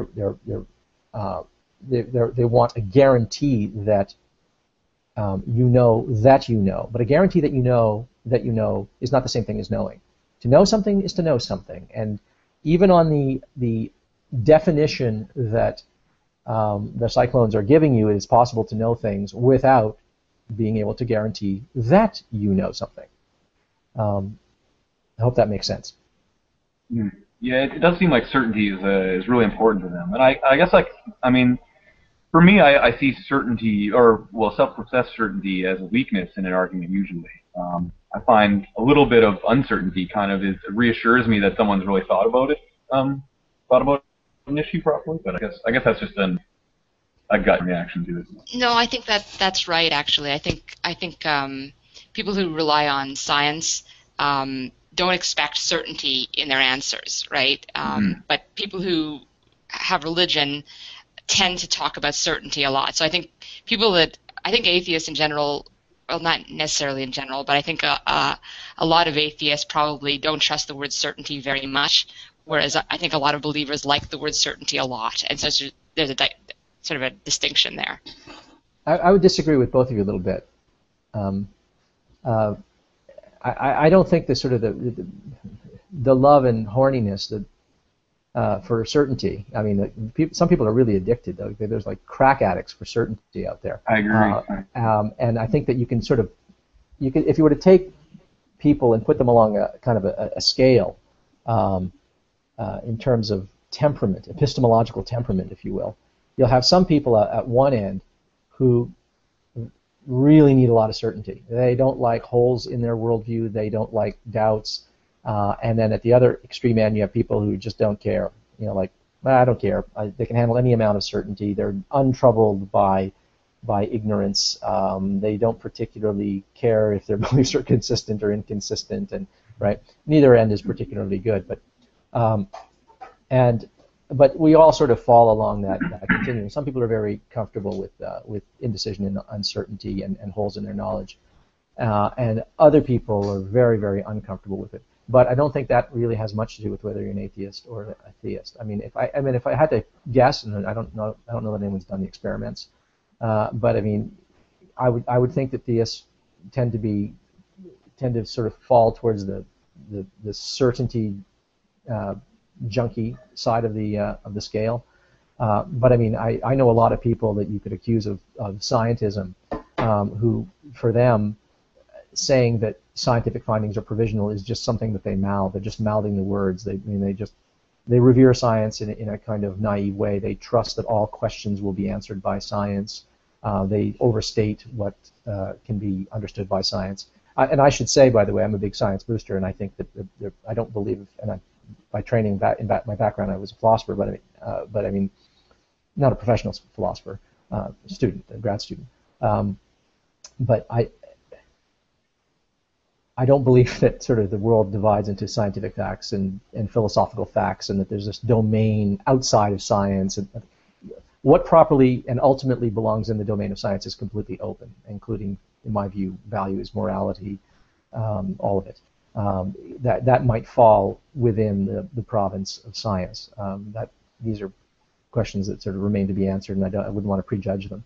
And I certainly don't think that there is a domain of questions that are properly philosophical that science could never approach upon. I think that's mistaken. But I also don't believe that you can sort of say, oh well, there's the faith heads on one side. They hate doubt and they love certainty. Yeah, there's some of that, but I don't think that anyone can sort of lay claim to owning reason and skepticism and modest beliefs. Plenty of that to go around on both sides. Yeah, the precept though, they seem to really gravitate to the idea of certainty being the strength of their argument, right? Well, they are at one extreme, I would say. Mm-hmm. Yeah, and naively so. There is a, I mean, it's just I guess it's a kind of temperament or disposition that is made uncomfortable by a lot of doubts, and they have a tendency to think of a worldview as very brittle. Maybe we should say a little bit about worldviews, because this sort of enters into unpacking what motivates presuppositionalists. People often talk about foundations, epistemic foundations to your theory of knowledge, or the edifice of your knowledge. They'll tend to talk about building blocks, literally foundations. It's as if their model of your belief set or your worldview it's made up of blocks that have to be rock solid in the foundation, and other blocks go on in the kind of vertical stacking, a hierarchical vertical structure. And if your foundation is insecure, then literally the whole edifice can collapse or is unstable, or you've built a castle in the air. It's not actually founded on anything secure. I think that whole model, that whole conception, that way of conceptualizing knowledge is wrong. There are other ways of conceiving of knowledge that I think more productive and more realistic, more accommodating of how people arrive at their beliefs, change their beliefs, move from one worldview to another. For instance, a famous one, the idea of the web of belief.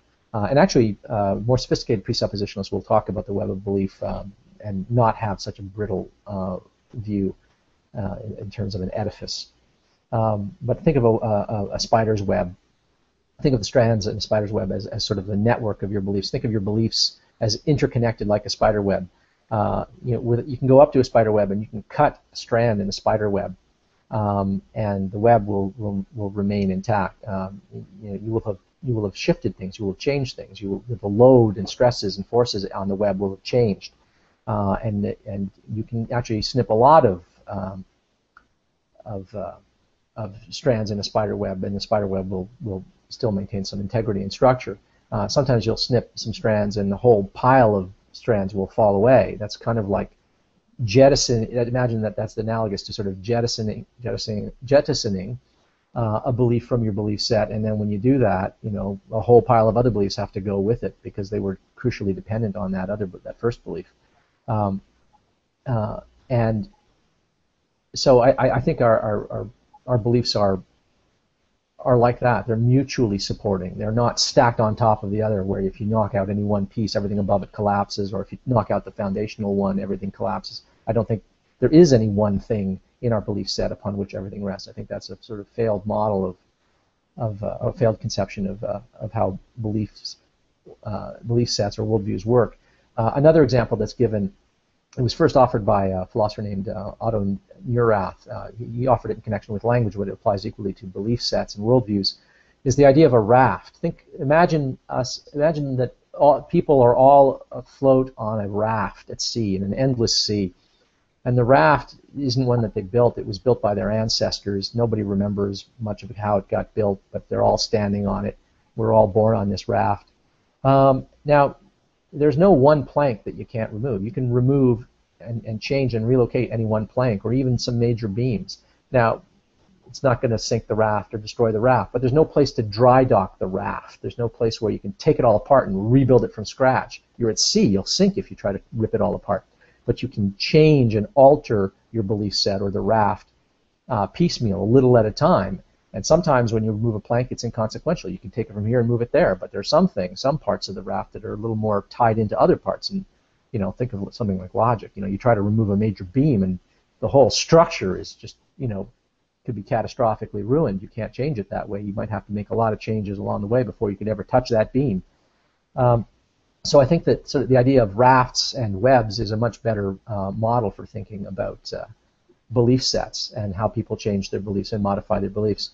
And when you think of it that way, then certainty doesn't seem to be so important anymore. You don't have to be certain, because it's not like everything is critically hierarchically organized, and if there's doubt at any point, everything above it will collapse. And if your foundation is insecure, then the entire structure will fail, and you'll never get a standing structure.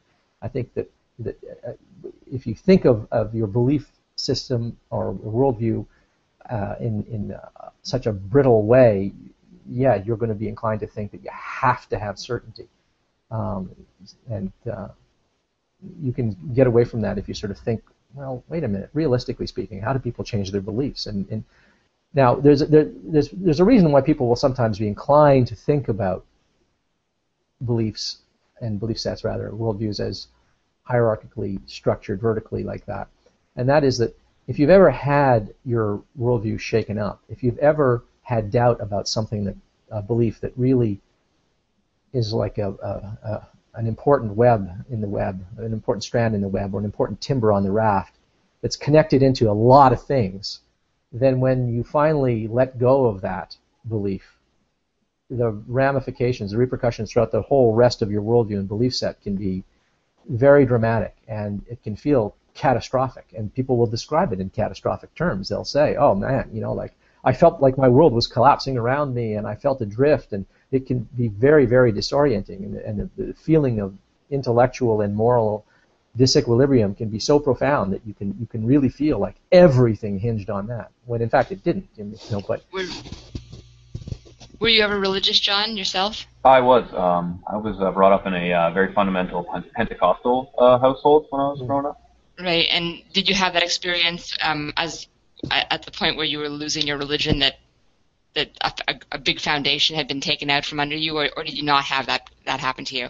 Yeah, I mean, there was definitely a sense when you finally, I don't know, because it came on so slowly, and I didn't admit it all at once. And I think that's very typical with atheists, is that we kind of move slowly away from it. I don't really know too many who's had just an all at once kind of ripping out of it. But there is that sense when I was about 23, and I finally just admitted it to myself that I was, I don't believe in this. There is that sense you become, I don't know if it might have just been ingrained in from the culture, but I had this fear that I was slipping into some sort of nihilism, that there was nothing I could grab onto, and there definitely is that sense. I don't know if it was instilled in me from an early age or what, but I definitely had a few months of just sheer panic, where it did seem like I was just grasping at straws, and I had no basis for a lot of things that I had taken for granted. Yeah, I had that experience too. I think for me, I actually had a really hard time. Like, my mind wanted to stop believing, but some things that I believed all my life, like in an afterlife and stuff like that, were important enough to me that I just couldn't give it up. Even though my mind was saying I had no good reasons anymore, I was really upset for a while there about having to give up certain things that I'd just come to believe and trust, and my entire life. So yeah, I think that would be the one event in my life where I felt like something was really being ripped out from under me as I lost my belief in God. It depends, I guess, how much you've tied yourself into it. Like Ozzy was saying, that maybe it's how central of a beam that was on the raft, right? But for me, it was a pretty central beam. My life had revolved around it. So when you do rip that away, it can be very disorienting. Yeah, it was probably much more disorienting for you, because I actually don't think it was a very central beam for me. I had no religious community in my life. I just had this sort of vague belief in God. My mother was a kind of a liberal, she wasn't religious in any traditional way. She just believed in God and kind of had spirituality and stuff like that. So the only thing I really lost when I lost it was just God in the afterlife. There was nothing else. And yet even then, it was kind of a big deal for me. So I'm sure for other people it must be a huge deal by comparison. It was a little more dramatic for me, actually. I had a Jehovah's Witness religious upbringing. Right. And I sort of said all this on the Magic Sandwich Show last night, so I don't know that I did see it, but yeah, you can go into it. Oh, okay. Well, my mother was sort of under the spell of the Jehovah's Witnesses, but never quite enough to get baptized. So we were never formally Jehovah's Witnesses, and I never was officially a Jehovah's Witness. Didn't have to sort of knock on doors and proselytize.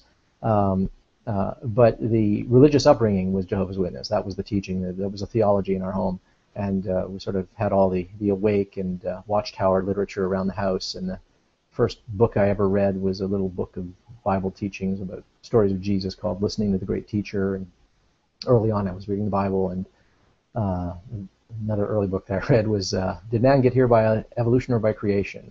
And it's just all the Jehovah's Witness literature of that time. Now this was would have been in the 70s and late 70s actually. Maybe a little bit like the Chick tracts, maybe. A little more sophisticated than that. Yeah, those can be pretty.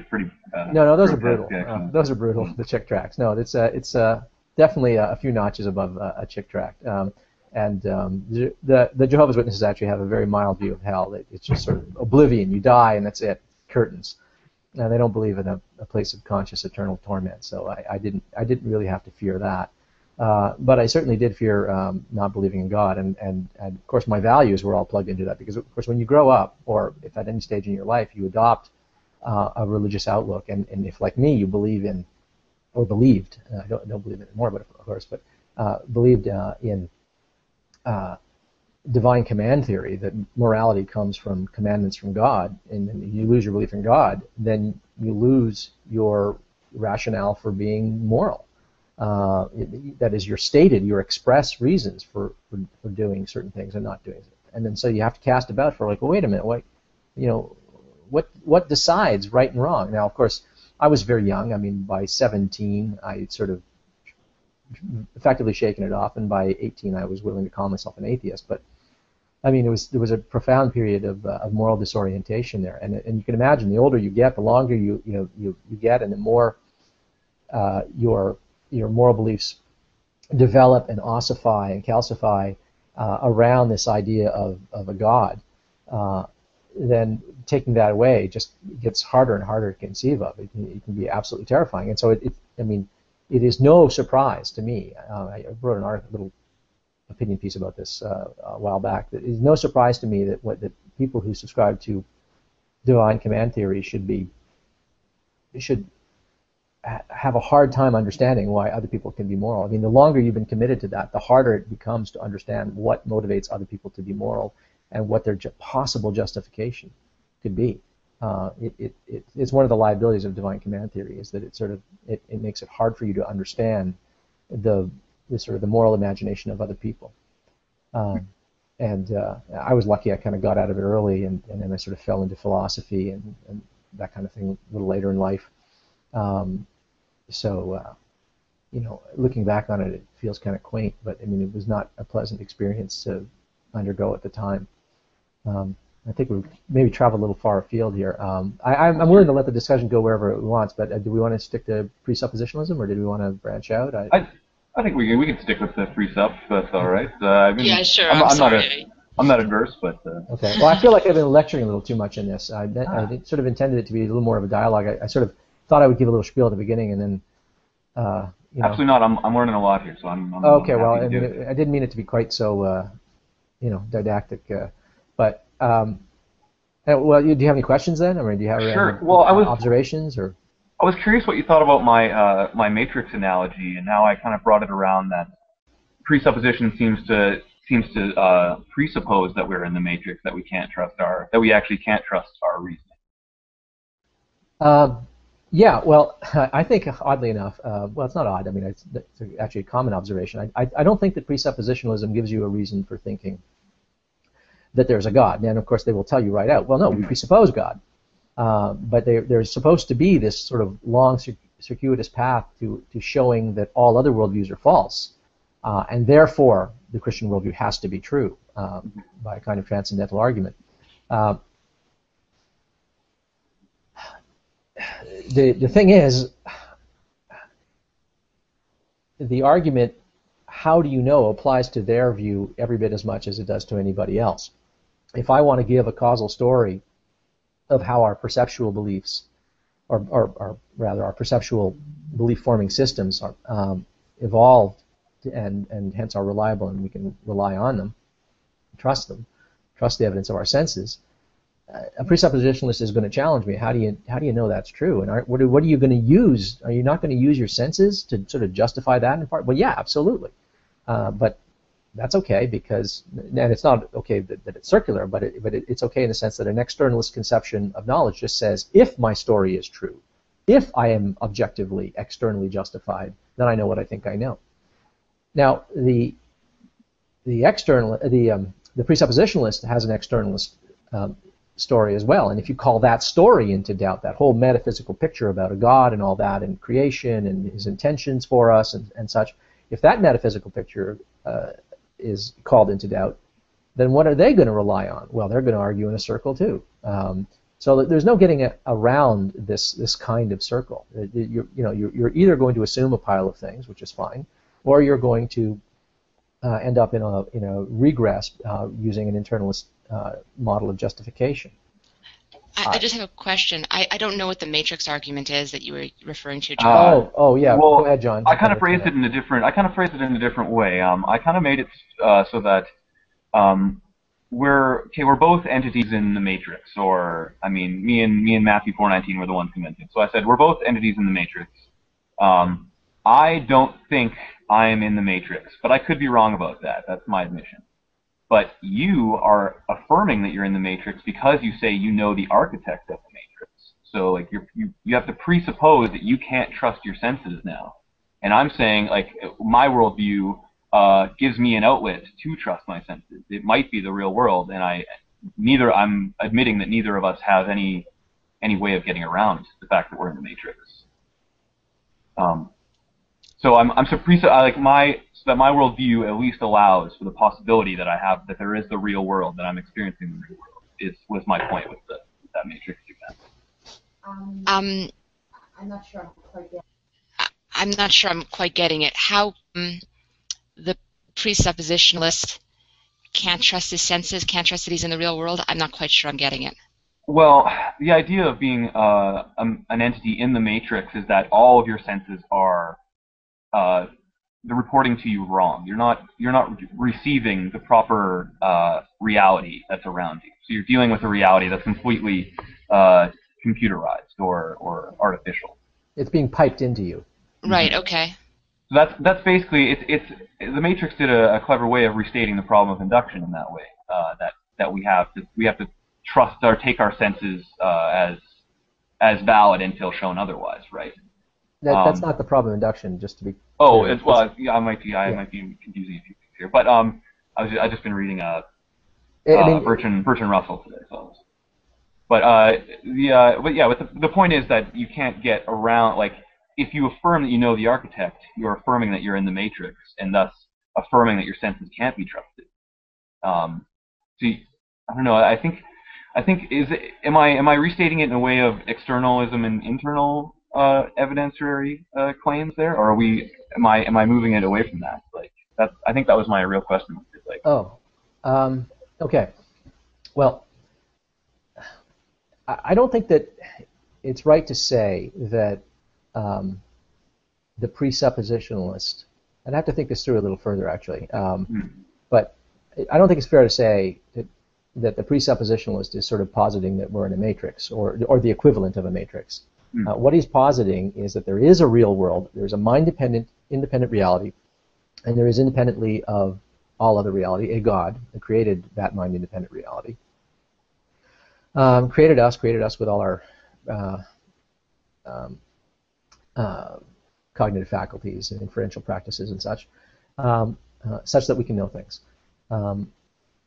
And so we really are causally plugged in to the facts. There really is a world.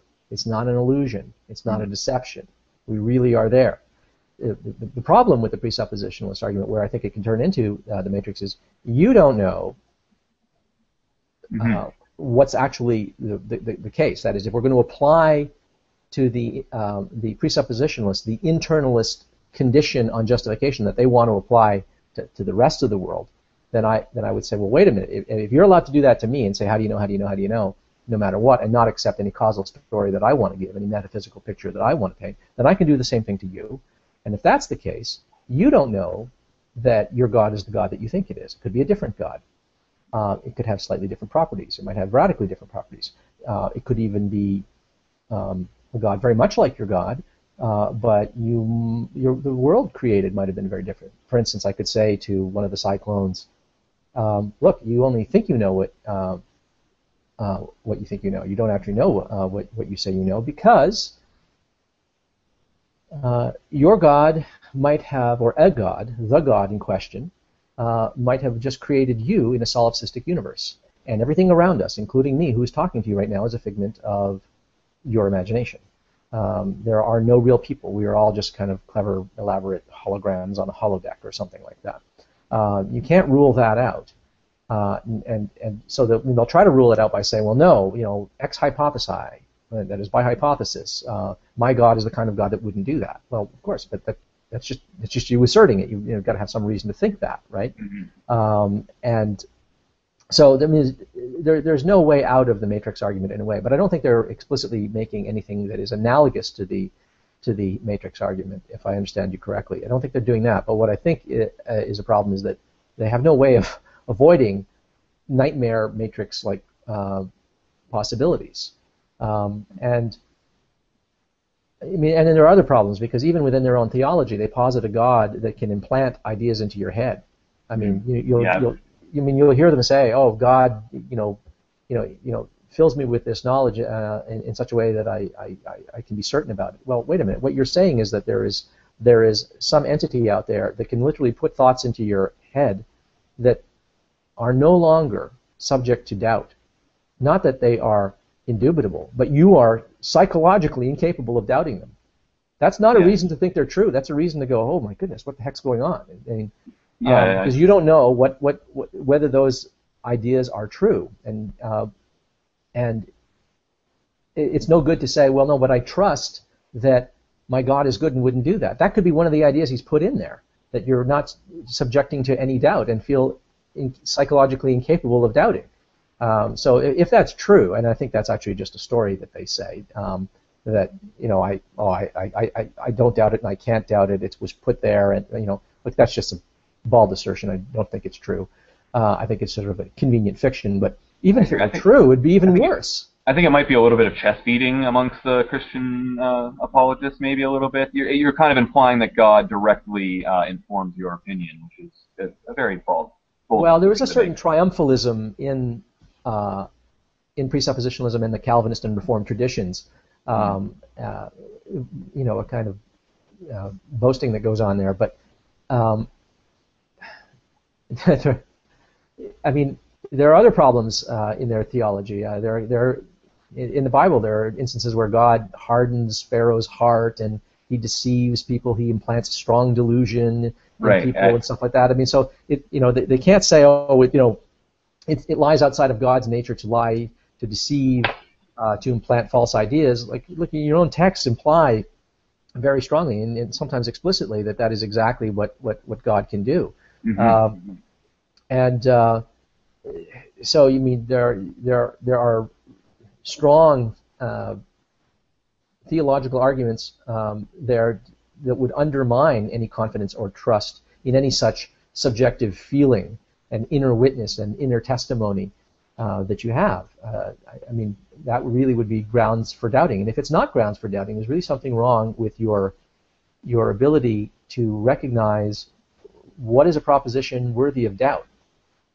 If I discovered that there was a chip in my brain controlled by someone else, and when they flicked a switch, I suddenly believed that I was drinking coffee, even if I was drinking coffee right now, really was, and someone else were to tell me, oh, that's coffee, if I found out that there was such a, I was subject to such a thing, I would like, oh, geez, I don't know. I mean, wait, someone can just flick a switch and make me think I'm drinking coffee, no matter what, and even if it tasted like battery acid, I would still come away with my mouth dissolving, thinking it was coffee, right? Mm-hmm. So, yeah, I mean, it's nothing to the point to insist that a being can implant ideas in your mind and make you feel confident about them to any degree. That just is nothing to the point. I think that's one of the fundamental problems I have with the presuppositional argument, is that once you kind of posit a being that's inputting thoughts that you can't doubt into your brain, I think that's a really good reason to doubt what's in the brain. I heard it described as people living in two different lands, and in one the king there's a chip in the brain, and the king promises to never use it, but he can change your thoughts and your wills at any time. And in the other land there's no chip in the brain, but those people can't be sure that the king doesn't have a chip in their brain. And it's like, well, who has a better basis for being certain? If you think that there's a chip in your brain, but the king promises not to use it, then you have a better doubt, or you have more of a reason to doubt than the person who doesn't believe that he has a chip in his brain. I've never heard that argument. That's kind of clever. Mm-hmm. Yeah. I think I heard it from Concordance, which isn't surprising. He's usually got some. Yeah, he's a pretty sharp guy. Actually, he's one of the few people I've heard argue against presuppositionalism, even on a panel of people who were talking about it. And I thought he was the only one who was like sort of right spot on. There's well, no, I was going to say something, but it's really not properly related. So. Well, one thing I do love about presupposition, though, is it gets you thinking about epistemology in general. And like, it really did spark a lot of my interest to further, like, just be able to define truth and be able to, support my worldview, as some people would like to say. And I think it's handy to have adversaries who are so who cut to such a fundamental of human existence. Yeah, I agree. It would be really nice if this style of presuppositionalism, the sort of the cyclone version of presuppositionalism that attack people on what they can know, if it inspired people to sort of look into these questions. It's funny that people will say, oh, this is my presupposition. Don't ask me to derive it. It's a presupposition, as if you're begging the question. When you discover or identify that you have a presupposition, that's precisely when you ought to get into the business of evaluating it. You should never sort of cordon off a certain belief as unassailable, no matter how well plugged in it is to the rest of your belief set. What you should do precisely is examine it, precisely because so much is plugged into that belief and might be affected by it being false. So any good skeptic, when they identify something as a presupposition that they have never really defended or thought about, that was implicit, that's been revealed, or that they have always assumed to be true explicitly, as soon as they're exposed to the fact that this is really actually kind of hard to defend, that's when you really ought to sort of reconsider it. The last thing you should do is sort of try to valorize it by calling it a presupposition and insulate it against all objection and claim that people are begging the question against you because they're asking you to defend your presuppositions. Everybody could end every argument by saying, no, my conclusion is what I'm presupposing here. End of story. Go away. It's the fastest way to win an argument. You don't win an argument that way. It's a way not to make an argument. And there's this thing that I keep hearing too from the Cyclones about virtuous circles. So it's not a vicious. I was just about to bring that up if you didn't. Yeah. Oh, that is really a fatuous distinction. If an argument is circular, what it means is that the premise actually contains the conclusion. That is, the person making the argument has smuggled the conclusion into one of their premises in the argument, when it's the conclusion that they're supposed to arrive at. So anyone who sort of makes that mistake has uttered an invalid argument, and it's nothing to the point to say, oh no, but this kind is the good kind. When I give an externalist account of why I can trust induction, or why I can trust my perceptual apparatus, there is an inherent circularity in there. I'm not going to deny it, but I'm not going to sort of valorize it by calling it a virtuous circle. It's a circular argument. It's a completely question-begging argument. But the whole point is that I'm not trying to defend the argument, and I'm not trying to persuade you that the argument is true by arguing it that way. I would need an independent argument to avoid the circularity. So you can't get away from from circular arguments being bad arguments. Now, some presuppositionalists, the more sophisticated variety, will say, well, no. I mean, forget the virtuous and vicious circular thing. Look, there are just some things that I don't know how to defend, and they are plugged into the rest of my beliefs, and there's no way that they can be definitively defeated, and there's no way to prove them to be true. But they make sense of the rest of my worldview, and my worldview would, collapse around me if I didn't. This is the idea of properly basic beliefs. Alvin Plantinga is one who uses that expression a lot, and the idea is if you have some beliefs that are sort of at the core, at the very heart of the web, or integral to the overall structure of the raft of beliefs, then you can't just dismiss those. They are properly basic. And I'm somewhat sympathetic to the idea. It's a little bit suspicious because the criteria for inclusion under the heading of properly basic is so vague, and anyone can include anything. And so what would be an example of a properly basic belief? Well, think of the use of reason, the use of logic. Let's say principled non-contradiction or something like that. Any rule of inference in logic. Let's use modus. Well, let's use the principle of non-contradiction because the cyclones and other presuppositionalists like to use that one so much. How would you defend the principle of non-contradiction? For those who don't know, the principle of non-contradiction is just that principle in logic that says that it is never the case that A is true and not A is true at the same time and in the same respect. So no explicit self-contradictions are allowed. And if you can, if someone puts forward an argument and you can derive, say, proposition A and then also derive proposition not A, the negation of A, then you've uttered a contradiction and poof, the argument is a failure somewhere along the way, something wrong in the argument. So the principle of non-contradiction is really integral to how we do all our day-to-day reasoning, so we just can't dispense with it. Now, if someone were to say, well, can't you defend that on logical grounds? Well, not unless I use the principle of non-contradiction. It'd be, I need the principle of non-contradiction to defend the principle of non-contradiction. Well, isn't that circular? Yes. Well, why do you think it's true?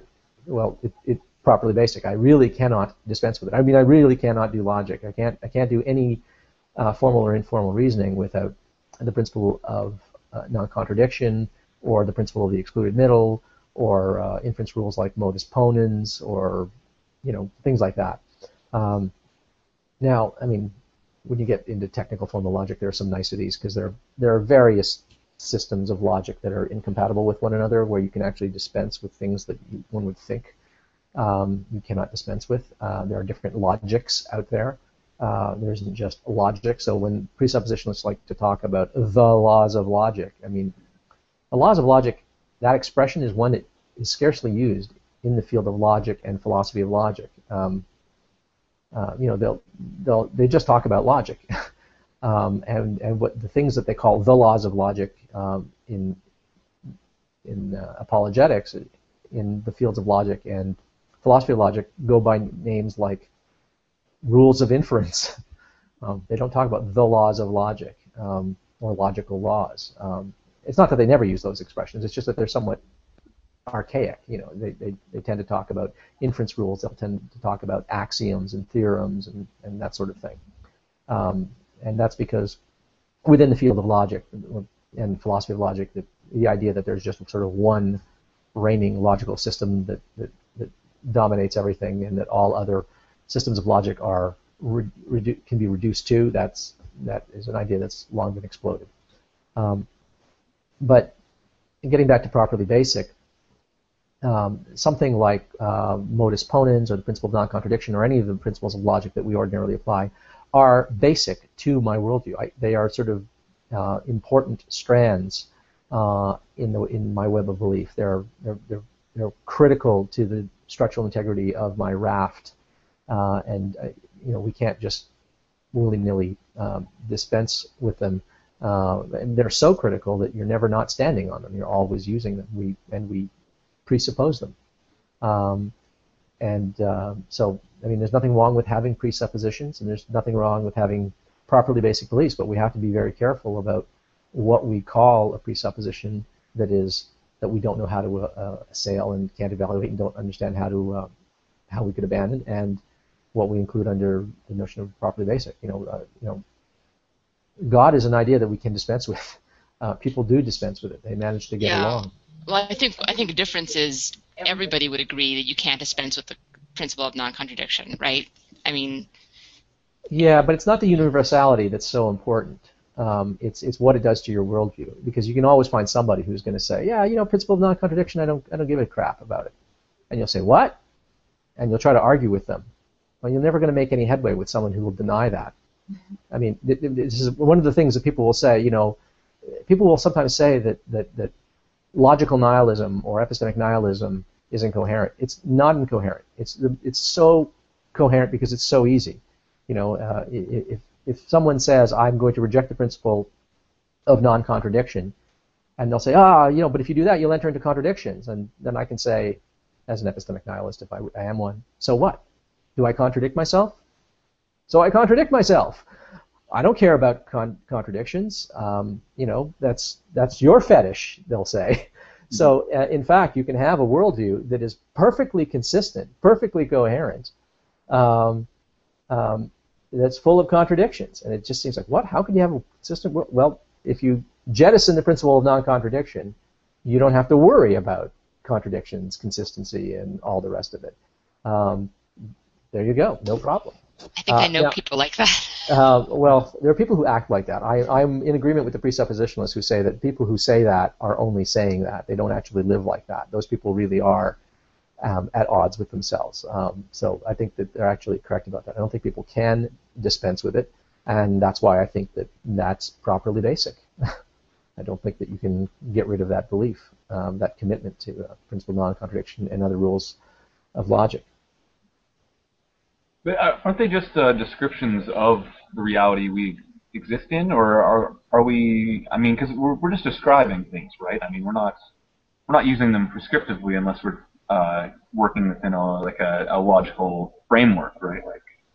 Well, no, they're not just descriptive. They're much more than just descriptive. I just mean in a pragmatic way. Like when we're living life, they're more descriptive than. Well, I mean, you're never going to find you're not going to find an instance where the principle of non-contradiction is violated, or the principle of the excluded middle is violated. You're not going to find those. So, they're descriptive of reality in the trivial sense that they do describe reality. Logic, of course, describes reality, but it's not like we invented logic just to describe reality. I mean, logic. I mean, the reason. See, here's another thing. I hear presuppositionalists argue this all the time. You can't account for logic. How does logic work? Why is logic true? Why does reality reflect logic? Why can you describe reality using logic? How is that possible? Isn't this a weird coincidence in your worldview?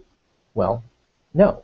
I mean, and philosophers aren't. I mean, philosophers of logic and logicians are not sort of busy tearing their hair out, wondering, oh my goodness, how is it possible that logic describes reality? Well, why aren't they agonizing over that? Well, that's because logic isn't science.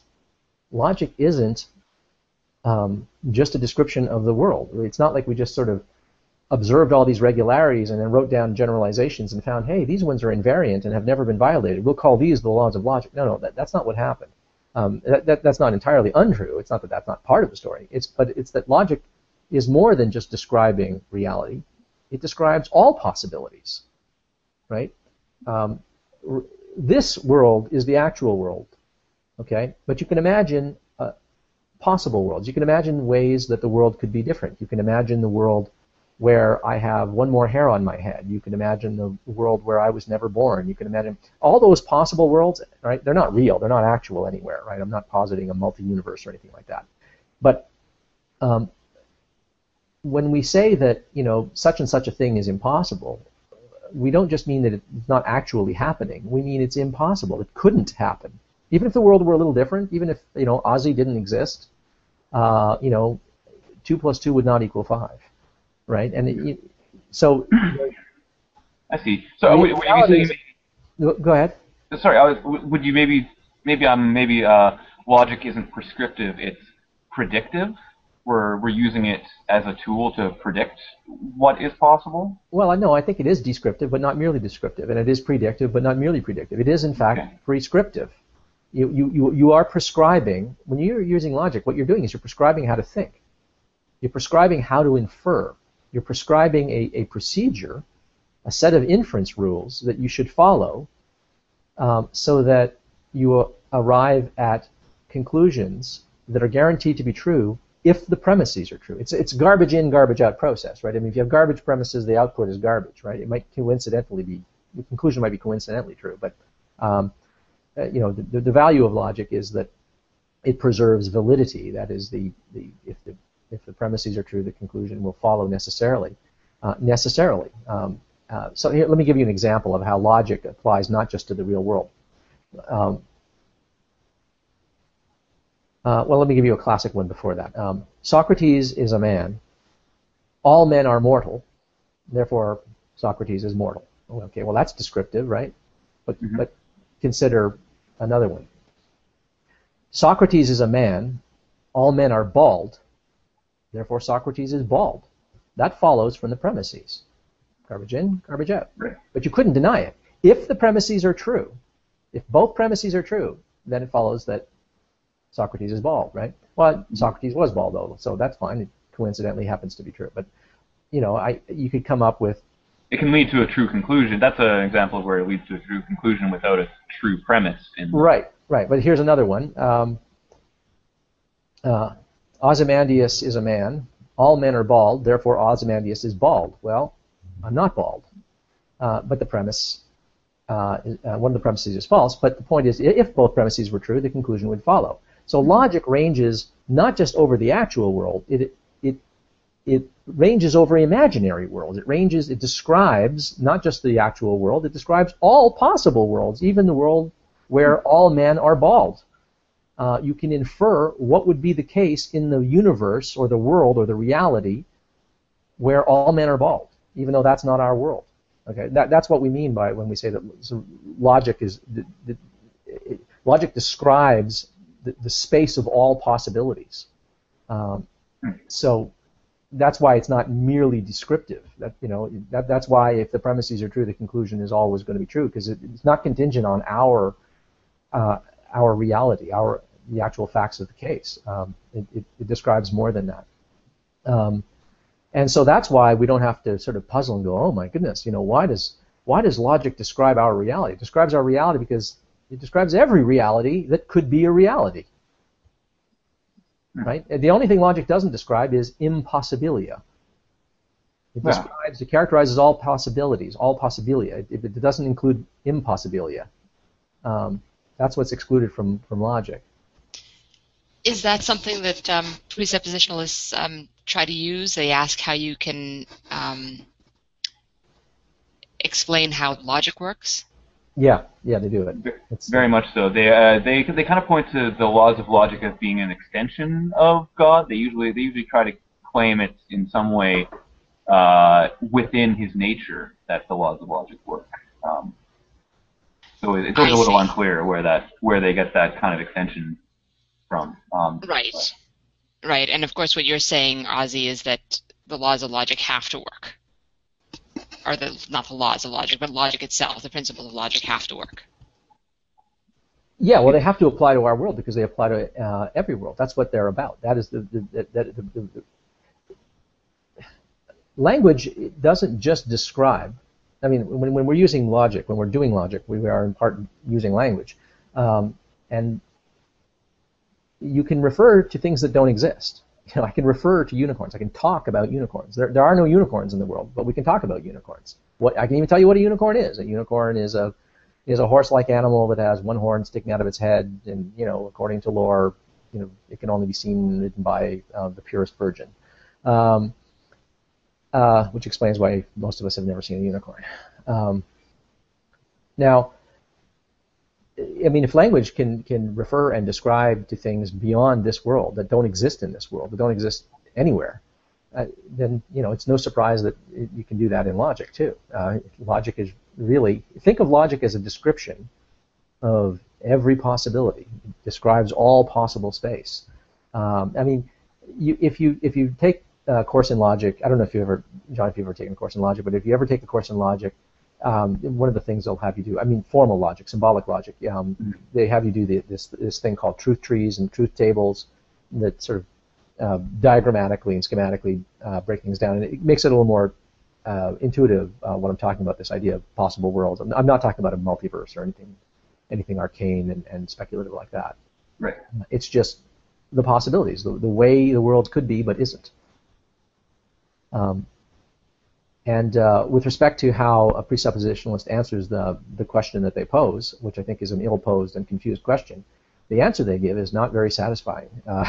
That their answer is that the reason that the world is logical and the reason we can use logic to describe the world is because God is logical, and by his nature he is logical, and so his creation reflects that. There's a few problems with that. One problem is first God is capable of producing a creation that is not compatible with his nature. There's evil in the world. God is not evil.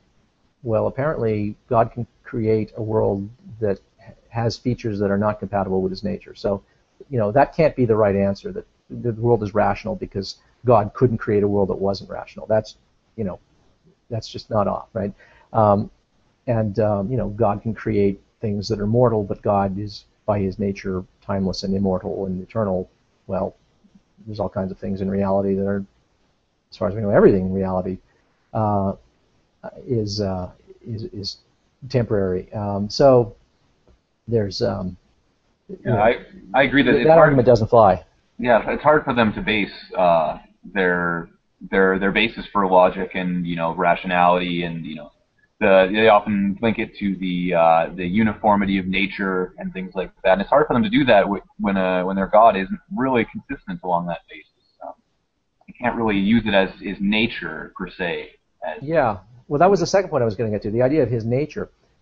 If I want to understand what it means for something to be logical, if I say X is logical, his mind is logical, the universe is logical, or, whatever is logical. If I want to understand that predicate is logical, if I want to understand what that term means, I have to cash that out in other terms. I have to explain it using something else. Okay, well, God. Okay, fine. Well, what is it about God that explains why there's logic? And to say that, well, God is logical, well, wait a minute. I didn't understand the expression is logical. I mean, there were things about the idea of logic that were puzzling me. I wanted to understand the nature of logic. That was the challenge to me. And now your answer is to simply take that predicate and stick it onto God and then say, there, it's done.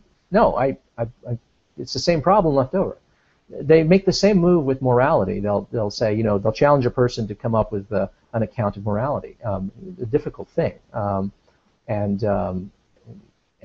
just like with sort of challenges for knowledge, people have a tendency to feel very strongly that they know what they know, and they tend to feel very strongly that their moral precepts are very secure. And then when they get pressed on it, they have a hard time coming up with things, and they tend to overstate and make up rationales on the spot, and then they get caught in a tissue of unsupported and disingenuous assertions.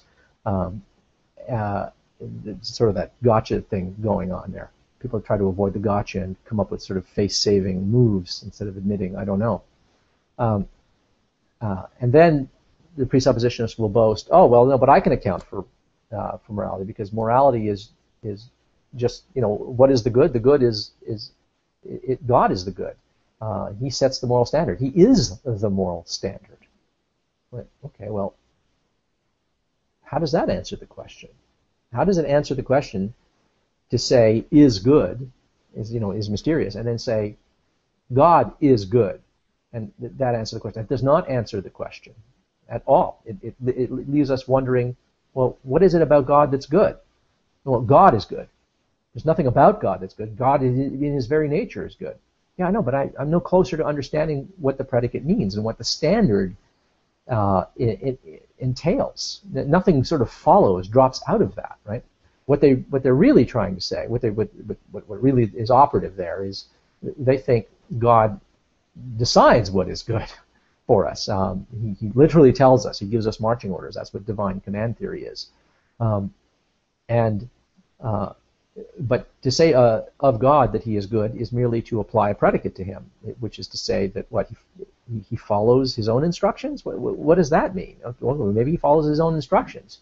But what makes those instructions good? Is there anything, right? Well, no. What it means to be good is these are the instructions, and if you're following these instructions, then you're doing the good.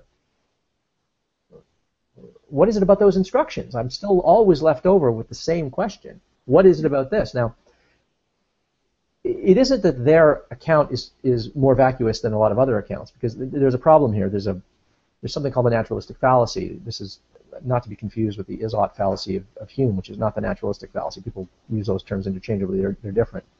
But the naturalistic fallacy is a fallacy. Some people don't think it's a fallacy. It can be debated. My mind's not made up on it. But G.E. Moore was a philosopher sort of around the time of Bertrand Russell, and he noted that there's a kind of fact-value distinction, and you can always argue for anything that's claimed to be the conditions for good or goodness, what would define good. You can always ask, yeah, but what makes that good, or why is that good? You can always say that. It's the same thing with questions, all axiological questions, all questions of value. If you ask a person, why is this of value, and they'll give you their reasons. Yeah, but why is that of value? What makes that of value? Well, then you give other reasons, and you get into these regresses again. But positing a God doesn't answer anything.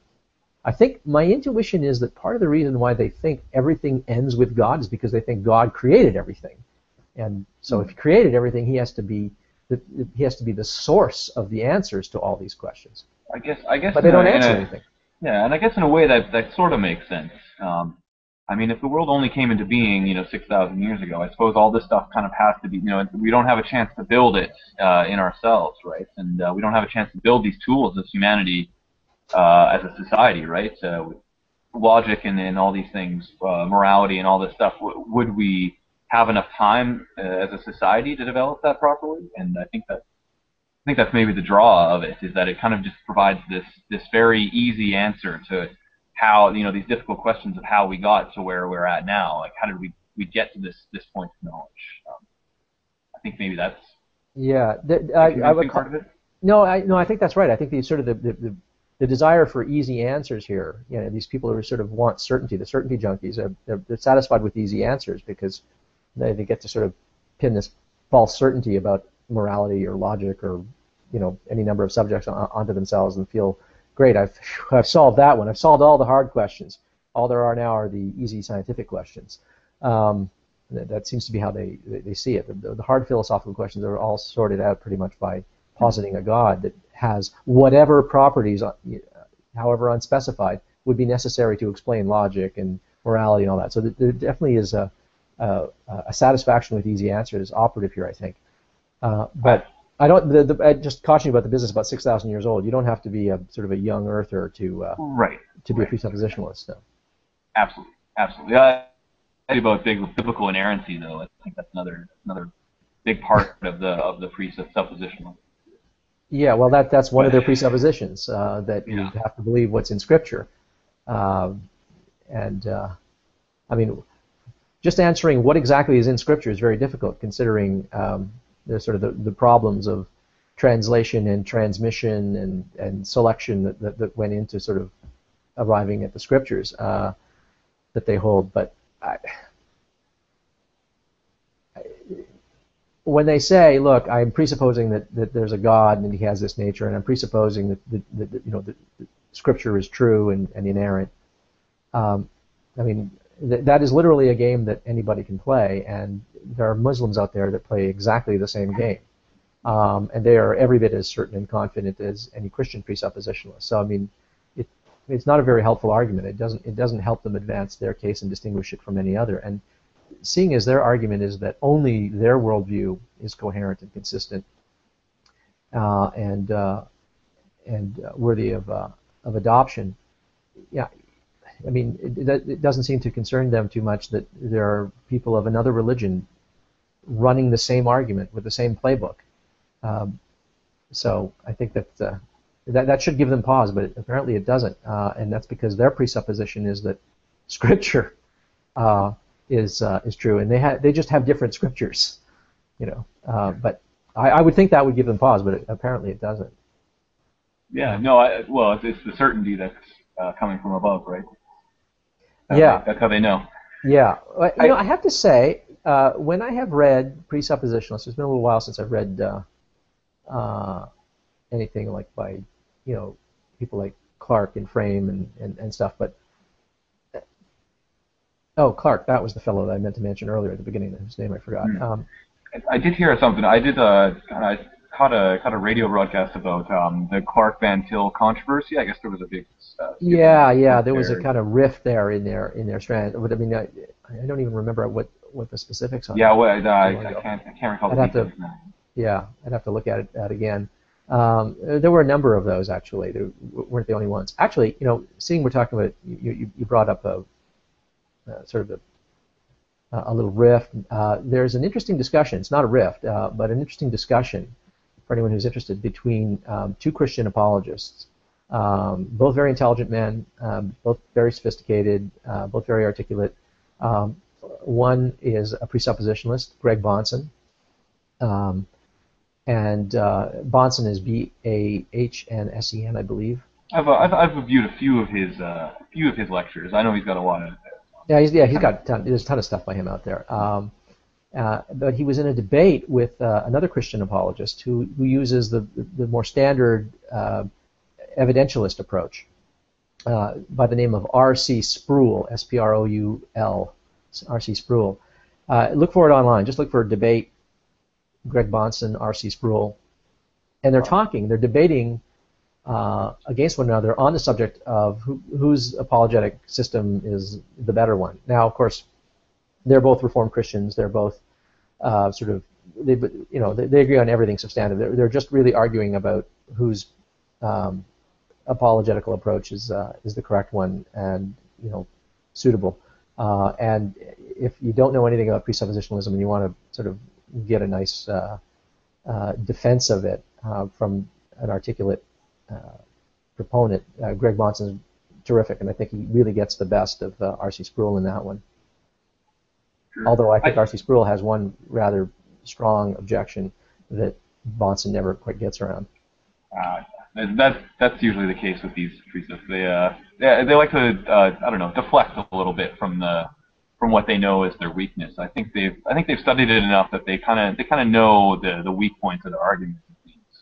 Well, I mean, in this case, it's a bit of a put-up job. You got two guys that agree on almost everything, disagreeing on one minor thing, really. But no, I don't think either one was really holding back. I mean, they were both, arguing fairly forcefully. One thing that R.C. Sproul said in that actually that was that I thought was interesting, and I didn't expect to hear from him, but looking back, I realized, of course, I should have expected to hear this. Is he argues, look, if you go around demolishing other people's worldviews and arguing that they're incoherent and stuff like that, and that they're inadequate, you're not proving them false, really. You're proving them inadequate somehow. They should leave you intellectually dissatisfied, and you're trying to set up in a person a condition of cognitive dissonance, where they realize that their behavior and their expressed beliefs are in conflict. But you haven't shown that the Christian worldview is true. That, he says, you need evidence for.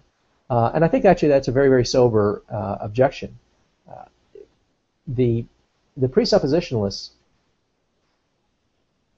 when they argue, have a tendency to talk about theism versus atheism. It's not theism versus atheism. It's the Christian worldview versus all other worldviews.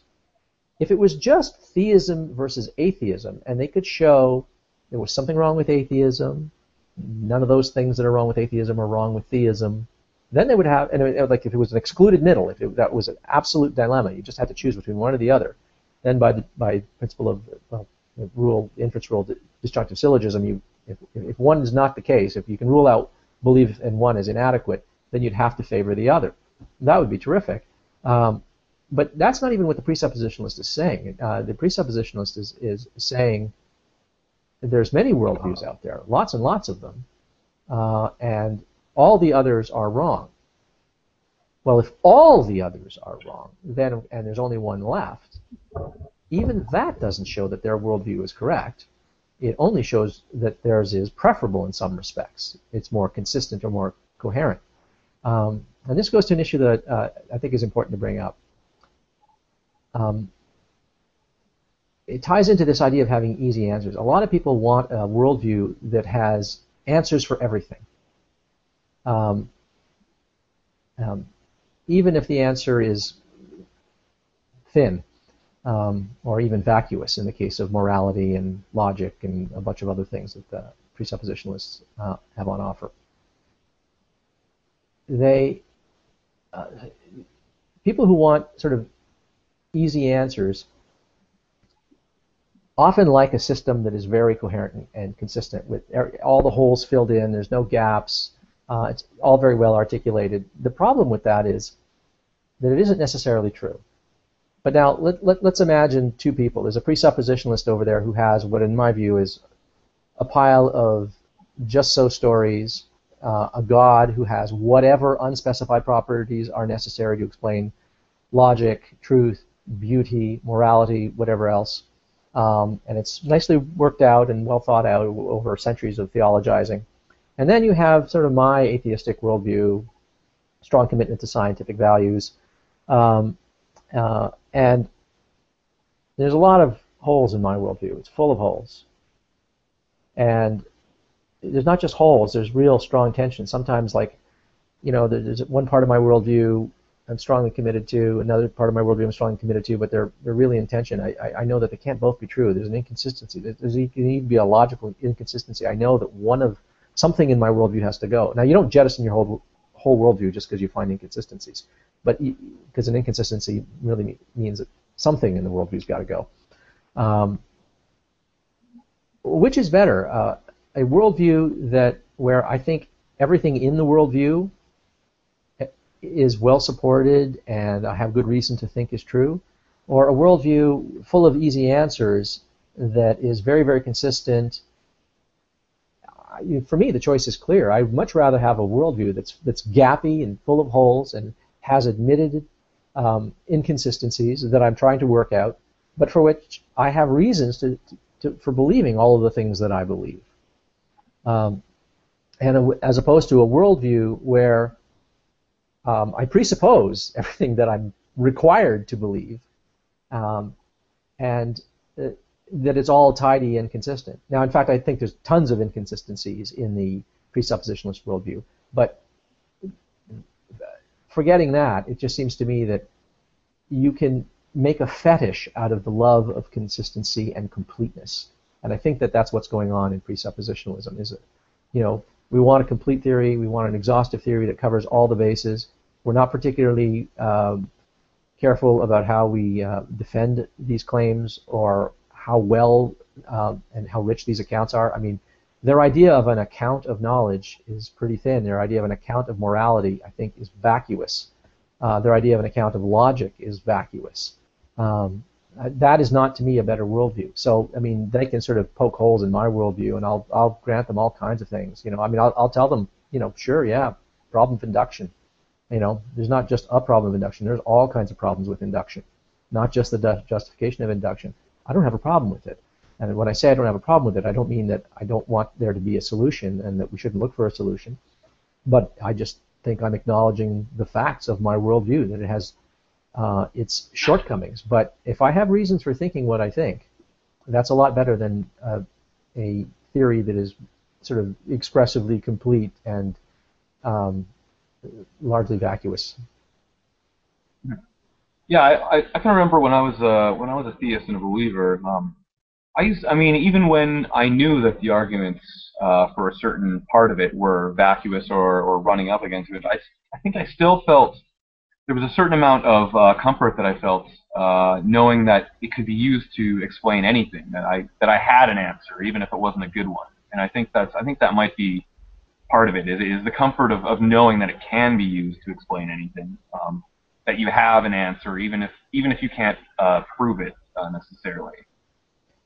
Yeah, well, that's a temptation we all fall into. I mean, you know, we want to explain things as humans. I believe that's probably a very human thing to do. Well, not having an answer to an important question is uncomfortable, and you know, the smarter you are, and the more you care about the truth, the more uncomfortable it makes you. And then there's two ways to go after that. You can sort of frankly admit that you're ignorant and not pretend to have answers that you don't have, or you can be so driven to know the truth and so concerned about not having it that you're driven to accept easy answers and vacuous explanations and very thin accounts. But I mean, that temptation works both ways. I mean, you see that. I see the same thing all the time in the atheistic community. I see people who you know would just sort of hand wave and say, oh yeah, you know the question of morality. Oh, you know, evolution solves that. Well, look, I'm actually fairly sanguine that answers to questions about morality, many of them are to be found in evolution. And the kinds of critters we are, and social primates, and you know that sort of thing. But you know, there's a lot of easy answers out there, and you just have to be honest. And you don't combat the pretensions of presuppositionalism by having your own scientific pretensions and pretending to have answers to hard questions that you don't have. I mean, we just have to be intellectually honest and admit the kind of predicament that we're in on certain subjects. And that's why there is philosophy. It isn't because philosophy's got a special toolkit that answers those questions. No, it's because philosophy is the repository of all the questions that we otherwise don't have good procedures for answering. There isn't a sort of a discipline that has a set of procedures and programs for answering them definitively. That's how things end up in philosophy, or end up remaining in philosophy. You know, every time some big problem of concern in the history of Western thought gets sorted out such that it will admit of an answer, it just sort of falls out of philosophy and becomes a chapter in the social sciences or the natural sciences or something like that. I mean, sort of philosophy sort of dies slowly by attrition. I say that with great love for philosophy, but we just have to be honest about this. Yeah. I agree. Oh, well, I think, yeah, I mean, being honest about our limitations is one of the keys. And I think I take your point about the gaps in our knowledge being sort of an uncomfortable feeling. I think that's sort of what propels philosophy forward, is that feeling of uncomfortability, of wanting to fill that gap in our knowledge, right? And so I think that's a pretty important thing to have included in your worldview, is maybe a little bit of uncertainty. Yeah, well, I mean, philosophy is like scratching an itch. Yeah, that's all it is. You could. Science is like, when you have a science, that's when you've got medicine that cures the itch. Yeah. But until you have the medicine that cures the itch, all you can do is scratch. And that's what philosophy is. It's using whatever scientific information we have on hand, whatever reasoning we can apply, whatever conjecture we can piece together and try to reconcile with the rest of our overall picture of reality to come up with some kind of provisional answers. There's a long, ugly history in philosophy of sort of overstating and trying to make things sound like they're very well established and firmly known, and that just ends up looking kind of silly in hindsight. I think we just have to understand what philosophy is, and being curious and wanting to know the truth and wanting to have the facts is a great thing, but it can be fetishized, and when that happens, people just end up settling for very easy answers. Cool. Well, speaking of easy answers, I'm trying to work this question into I was going to see if we got back around to it, but it's by one of our viewers named Nar Warrior. Do we have viewers? Yeah, I think we have at least one. I put it up on Hangouts. I don't know if it's actually happening or not. Oh, I have 5 viewers here. You're right. Okay. Excellent. But he wanted to know, what is the difference between, I think therefore I am, and the primacy of existence, or is there a difference? And I just got to let my cat out, so I'll be listening, but I'll got to turn my camera off. Okay. Well, yeah. There's definitely a difference between the two arguments. I mean, they're both related in that they arrive at conclusions that are hard to deny or uncomfortable to deny. Let's start with Descartes. The Cartesian argument, I think therefore I am, just says that no matter what you're thinking, something is doing the thinking, and that something is you, therefore you exist. But it has to always be stated subjectively from the first person. I think, therefore I am. You can never say it for another person. He's thinking, therefore he is, because you never know what another person is thinking. You could be mistaken, but you can't be mistaken, presumably, that you are thinking when you're thinking. So, I mean, the difference between the two arguments is the conclusion. In the case of the Cartesian argument, I think, therefore I am, the conclusion is I am, I exist. Specifically, one thing exists. The primacy of existence argument that you hear objectivists putting forward, these are sort of devotees of Ayn Rand and her philosophy, assert that existence exists. And that's a little unclear what that even means. So as I said earlier in the discussion, I think that it borders on nonsense because I don't think you can predicate existence of existence itself. All you can say is something exists. But if you say something exists, well, if something exists, then something exists. Now, the argument that's often used to get to the existence exists is something like the Cartesian argument where, even if you can't properly defend the claim that I exist, well, at least you know that thinking is going on, so something exists. And even if you wanted to question that, you'd say, well, something is happening. Well, if something is happening, then there's a something. Something exists. So the arguments are similar in that they're trying to make a minimal claim. It's just that I think that the existence exists claim doesn't really say anything, because in the end that you can't affirm that conclusion and sound intelligent. It's just stupid sounding to say existence exists. But that's not to say that therefore there's doubt that something exists. No, I mean, I don't have any doubt that anything exists for the same reasons that Ayn Rand gives and that Descartes gives. So I mean, something exists is as minimal an assertion as you can make. The problem is you can't build much with it, because everything that you can sort of build in the way of knowledge that you care about has to do with specifics. I mean, at least Descartes was trying to build something out of the idea that he exists. And incidentally, this is a kind of interesting thing. If you've ever read Descartes' Meditations on First Philosophy, where he puts forward the Cartesian argument, the cogito argument, this is taking us away from the question a little bit, but it ties back into presuppositionalism. What Descartes does is he undertakes this project of radical doubt. He's going to doubt his senses. He's going to doubt everything, his memory, everything he's ever learned. He's not going to trust in induction, any of that stuff. What can he come up with? What can he, conclude with absolute certainty that he couldn't doubt? And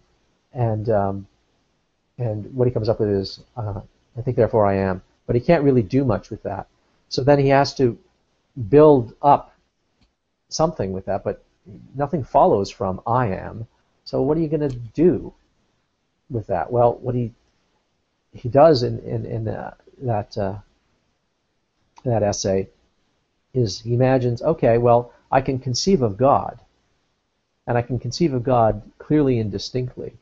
And when he conceives of God, he conceives this God as a perfect being, and such a perfect being, kind of like Anselm's ontological argument, would have the predicate of existence and would therefore have to exist, and therefore exist necessarily, and such a God would be perfect, and such a God would be benign, and such a God would not want to betray him, and since he has a natural, Descartes has a natural propensity and disposition to trust his senses, and God is benign and would not deceive him, therefore he can trust his senses.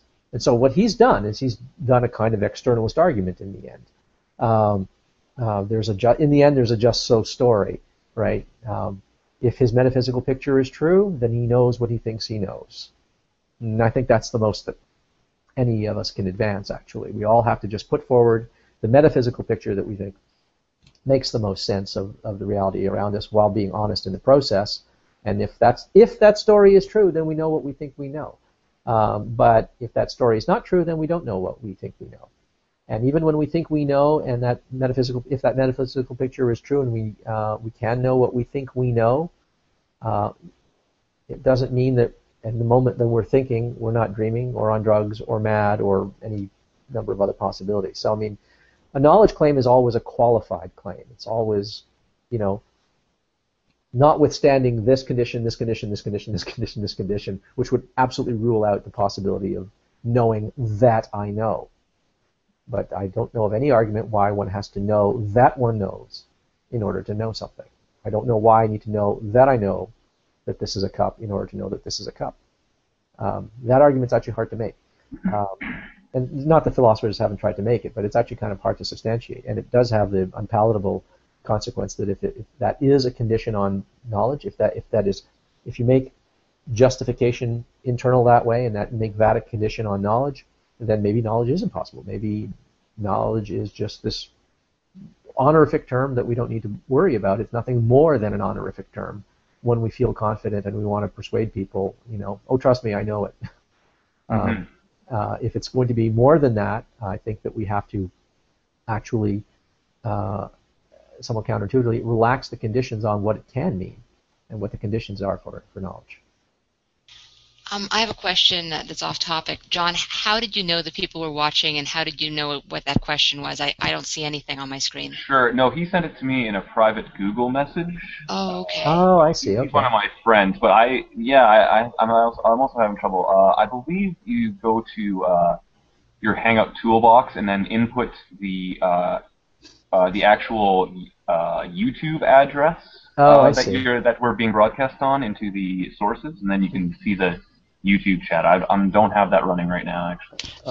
Okay, so it's not that simple. Okay, I thought maybe you were seeing something on your screen that I wasn't seeing. No, that would be awesome. No. Yeah, no, just at the top of the screen, I see that we have 5 viewers presently. But I clicked on the little chat function on the left to see if there was anybody there. There isn't, but I didn't know that I had to do something to invite people into the chat.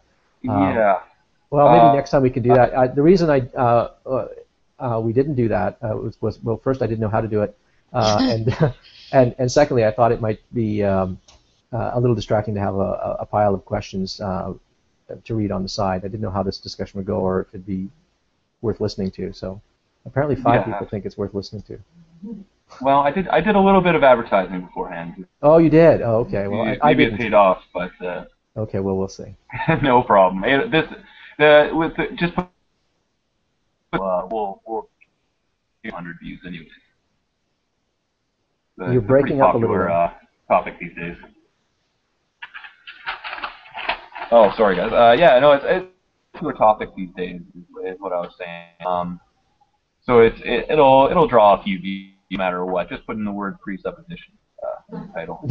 Yeah. Well, I'm not aching for views or anything on this channel. So I'm thinking now. Actually, we actually said a few interesting things. So I'd be happy to keep this on the channel for people to look at and get some feedback from people. Another point I want to drive home, I just want to iterate a point that I made earlier about this internal-externalist distinction. It's really important to understand the game that they're playing, even if you're unfamiliar with this vocabulary and the concepts are a little vague. Just pay attention if you're ever arguing with a presuppositionalist, what they're saying to you and what they're requiring of you whenever they ask you to defend a position. And then notice how they do not require that of themselves. And what the heck kind of justification are they operating under when they think they don't have to answer constantly the how do you know, how do you know, how do you know? Now, there's a kind of a amusing thing here, and that is that the cyclones really are quite confused about this and don't understand that externalism is what's operating within presuppositionalism. And so when you press them, then they slip into this, oh, well, I know because God has revealed it to me in such a way that I can be certain. Like that's just not any part of presuppositionalism. And it's not that presuppositionalists don't think that God has revealed knowledge to them and implanted knowledge. I mean, they believe in, they believe in the sensus divinitatis, this sort of sense of God that we have, this inner sense of God that we have, and that we have a conscience, and they believe that there's manifest evidence in the world of a creator and stuff like that. So they do genuinely believe that we all have sufficient reason to believe that a God exists, such that we are without excuse, as they say, or as Paul says. But there's no point in them, in their arguing, that how they know any particular thing ultimately rests on them having had some particular piece of knowledge revealed to them by God in such a way that they can be certain, because the way that they know things isn't different from the way we know things. The whole point of the presuppositionalist argument is that we're all in the same epistemological boat, and that you and I, as atheists, know things about the world the same way they know things about the world. That is, we know because this external story, this cosmic picture that they're painting, is true according to them. And if it's true for them, it's true for us, which is why in the next breath they will tell you, oh yeah, of course, I know. I'm not saying you don't actually know anything. You know things. And yet, despite this, they're driven to try to establish that you can't know anything. And if you try to come up with a counter stumper, a countermeasure to their little torpedoes of how do you know, they'll actually try to deny that you know anything, when in fact they don't need to do that at all. All of that is wasted effort. That's not any part of what a presuppositionalist needs to argue. So they're actually straining and over-arguing for their position, and in the process arguing away from their position. But that's because I think they've become enamored of this feeling of delight that they get when they can stump the atheist. Because one thing that a lot of Christians really resent is being told by atheists, you people are irrational, you people can't think straight, you people aren't using reason, you people are operating only under faith. And that's deeply insulting, of course. And even though I think that very often they are being irrational, their arguments don't warrant their conclusions, I don't think that these people are any more irrational than anybody else. I mean, I used to believe in Christianity, and I wasn't an irrational person. I held some irrational and supported views, but it didn't make me an irrational person. But I mean, they're so tired of being on the receiving end of this accusation of systematic irrationality, to the point that they're sometimes told that it's a kind of mental illness. They get so fed up with that they're just dying to turn the table and say, no, you're the irrational one. I'm the one. We own reason, right? God is rational. God is logical. God is the guarantor of induction and deduction and all of that. I can account for all these things, no matter how thin the account. You can't. You're the irrational ones. You're the ones with the inadequate and intellectually dissatisfying worldview, not me. And so the how do you know that sort of pestering, hectoring schoolyard tactic is just one that I think makes them feel really good. If they finally feel like, I finally turned the table on these people who've berated us for so long as being the irrational ones, and look, I can catch them out. But what they don't seem to appreciate is everybody knows this practically, and anybody can be made to look and feel foolish with a series of how do you know questions. And the only reason they think that they're immune to it is because they have simply declared that they're immune to it. And they don't have any good moves that actually explain why they're immune to it. They'll just appeal to their presuppositions as if that was somehow a non-circular argument. And when you point out the circularity, they say, oh, well, yes, but our circularity is a virtuous circularity. So, it's important to understand that they're playing by two rules, that they're demanding of you that you abide by an internalist conception of justification, while their system of justification is an externalist one. But if you try to use an externalist one, they go, no, you're not allowed. You always have to stick to supplying reasons. You're not allowed to avail yourself of an externalist account of justification that doesn't involve a God. So I think if you can sort of spot that, you won't get so frustrated and pissed off by them, because they are frustrating, and then you won't end up trying to cook up bad objections, like, false certainties of your own, so that you can show that you have certainties. You don't have to pretend to have certainties that you don't have. I mean, if you feel certain about something, if you think, I mean, if you actually believe in the primacy of existence is a good argument, right? Or cogito ergo sum is a good argument. Well, then of course, I mean, then do that. Don't pretend to be more ignorant than you are. But we were discussing this earlier. I mean, you can say I know I'm not omniscient, and you can say I think therefore I am, but it doesn't actually get you anywhere else. You're not able to say anything else about what you know, just those two things. And so the presuppositionalists, unless they're just stumped by you saying that, they'll still say you don't have any other knowledge, right? Because you haven't, based on an internalist justification. Isn't that right? Yeah, that's right. I mean, any presuppositionalist who understands these issues is not going to get stumped by that. He's going to say, so what if you know that something exists, right? That's not an account of knowledge. I'm challenging you to give me an account of knowledge. I'm not asking you to supply me with an example of something you know. I'm asking you, what's your account of knowledge? How is knowledge possible given the conceptual resources of your worldview? Do it without God. That's the challenge. That's what they're supposed to be asking you.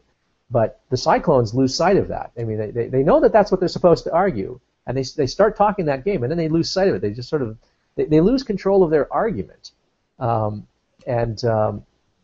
they sort of get lost there. But if we start countering with false certainties or things that we think are certain, a proper presuppositionalist is just going to just kick you in the guts and say, well, I don't give a hoot if you think you know that you exist, or so what? What's your account of knowledge? How is knowledge even a possibility in your view?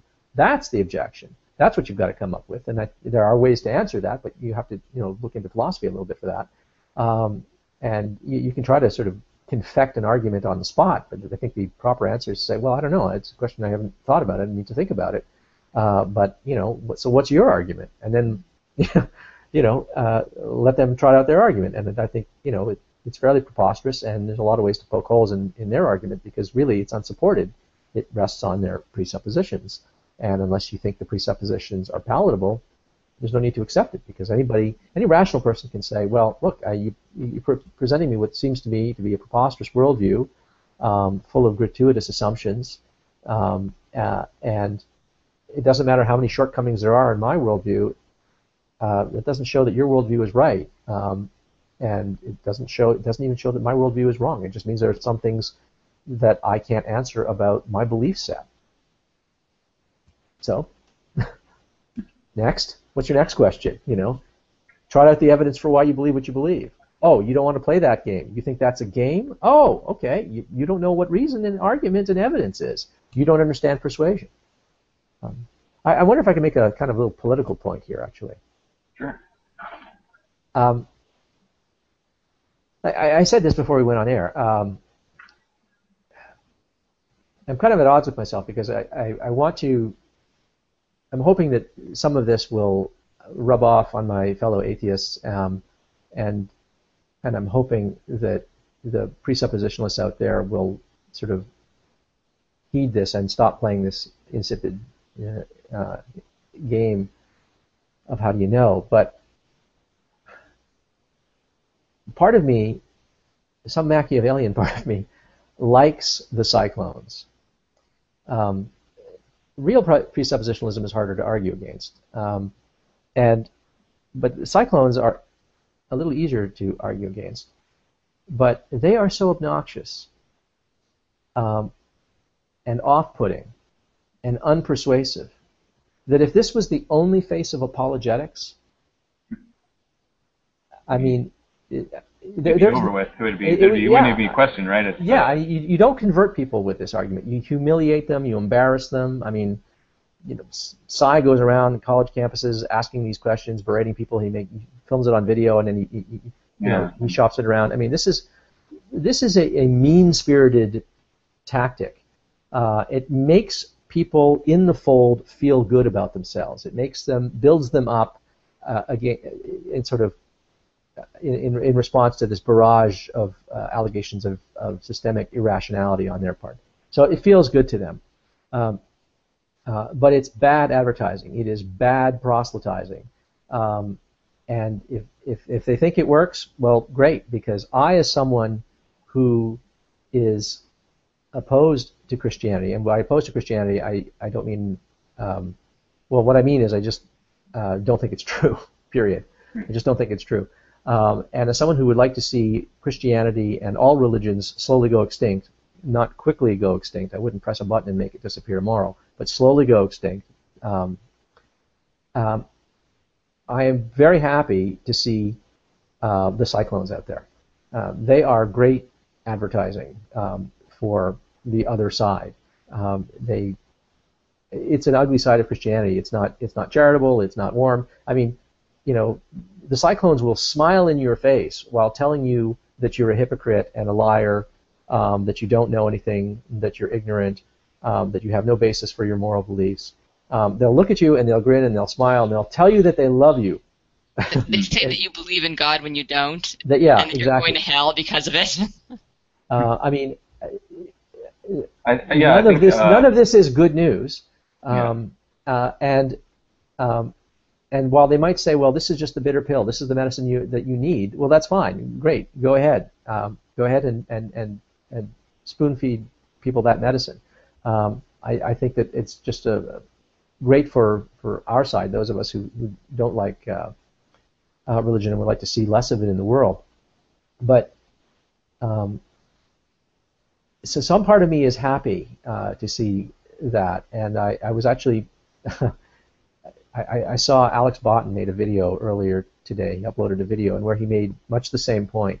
Although he seems to think that it's you know, there's going to be a generation of young apologists who are going to come up and think that this is the cat's behind this argument, and they're going to run out there and they're going to hit smack into the wall of people who know how to argue against it. I don't think that's going to happen. I think that people, religious people are better organized through churches and conferences and the kind of stuff that Seitan Bruggencate does. They're much better at getting these memes out there than the rest of us that are much less organized. And I agree. Their infrastructure is much better than ours. Yeah, they can move an idea very quickly through multiple medias and everything like that. Yeah, I mean, it's one of the nice and admirable things about religion, actually, is sort of the coherence and cohesiveness and single-mindedness of purpose with which they can move. I mean, I think it's a good thing, and I wish there was something comparable within the secular world. We're much more non-cohesive and atomatized, or atomized, I guess is the word. But I have no worry that there's going to be all these people who are going to come out with this apologetic, but I have no worry that there's going to be all kinds of people who are going to be able to rebut them. I don't think we need to rebut them. I mean, if there were nobody to rebut them, and this became the standard apologetical strategy, I think we would have very little to worry about. I think that people like William Lane Craig and his ilk and evidentialists, I think, are actually much more persuasive. And I don't think that those apologetics are especially persuasive, but they're evidentialists, and people care more about that. And those things are going to have a bigger effect. Whereas presuppositionalism it pisses people off. People, like you said, like, you smell something, like something's wrong with this argument. They can't quite put their finger on it. They're befuddled by it. They sense that, like you said, it was a game, like it's a trick, some kind of semantic trickery. It feels like a riddle. It feels like a riddle, really, like that there's an answer that you could get, but you just need to think outside the box, And right. And it's exactly the same thing that when first year philosophy students who learn this how do you know thing in epistemology, when they run out and pester all their friends and families with this thing, all of their friends and family are like, something seems wrong with this. Now, in fact, it's actually hard to argue against, but people feel, but the trick isn't that someone's pointed out that there's a hole in your knowledge and justification is hard to come by for our beliefs, or that having an account of knowledge is difficult to generate. No, the trick is that they pretend that they've got one, and what they've got is just in my view, just risible. It just doesn't hold up to any serious scrutiny, and doesn't provide any reason to think that it's true, apart from a commitment to an independent commitment to the theology. And I think that's a real problem. But I'll be happy if that's the only kind of apologetic out there. Yeah, I would definitely agree with them. I think the weaknesses of it are kind of, they're evident if you ponder even just the argument itself long enough. I think that's maybe a weakness in it, that it kind of adds to its own reputation. Maybe not adds to it. It contributes to its own reputation by asking such leading questions, right? Yeah, I don't think reputation's maybe the wrong word. It asks leading questions, but it refuses to answer them. Maybe what I mean. Yeah, well, I mean, a proper presuppositionalist. I mean, the ones that I've talked to, they're not reluctant to answer your questions. They're not reluctant. They don't play hide the ball with the answers, right? They'll answer your questions. They won't always, at every opportunity, try to turn it into how do you know that, and how do you know that, how do you justify reason? That's true. I think it's partially because that would look very absurd all the time if that was their only response. But there are some cogent ways of dealing with the answers, right, and with those questions. So. Yeah, I mean, but they have ways of answering some of these questions, but I think if they don't want to bother doing the work, then they're going to be ill prepared, and you can get kind of drunk on the satisfaction of stumping people and the ease with which you can do it, and then you can sort of lose sight of what you're actually supposed to establish, which is that they don't have the conceptual resources to account for knowledge, and you can get mired in this trap of thinking that I can show that they don't know anything. And constantly going on the attack. It's unfortunate when that happens. I mean, I laugh. I think it's kind of funny. But I mean, I've actually seen Cy-10 Bruggencate quit. I mean, he walked off a stage once where he was being interviewed, and there was one time where he was doing I think it was over the phone, a radio podcast or something. And I'm sorry, I have a terrible memory for where I saw these things, but. No problem. But you can find these things out. And he just sort of hung up when he was told, well, no, we're not going to play the game that way. And you know, it's not like he was being told you're not allowed to make your argument. He was told, look, you're not allowed to just interrupt everybody with how do you know that every time they make an assertion, right? So that's how bad it can get. When I started getting interested in this topic, I thought, oh, well, I'll just watch a bunch of Cy-10 Bruggencate. I can never pronounce his name, and I'll learn what the argument is. But I didn't get it once from him. All I got was the how do you know game. He never laid out what presuppositionalism was, what the point of it was, how it got them out of the problems. I didn't get it once, and I watched like 10 videos of him. In the end, I had to ask Martin, what is presuppositionalism? I had no idea. It's funny because there's on YouTube, there's a lecture that he gave to sort of an in-house lecture to some fellow Christians on the subject of presuppositionalism. Is that the one where he said the purpose is not to change minds, but to shut mouths? To shut people up. That's exactly where I was going with this. Cy said that? Yeah. He believes the purpose is to shut mouths, and so I think that's probably why he doesn't go the full way with the argument, right? He's looking to use just the beginning questions to maybe stump people, and then he uses that as his kind of gospel sharing method. He thinks he can witness to people after he stumps them, after he shuts them up a little bit. I don't know.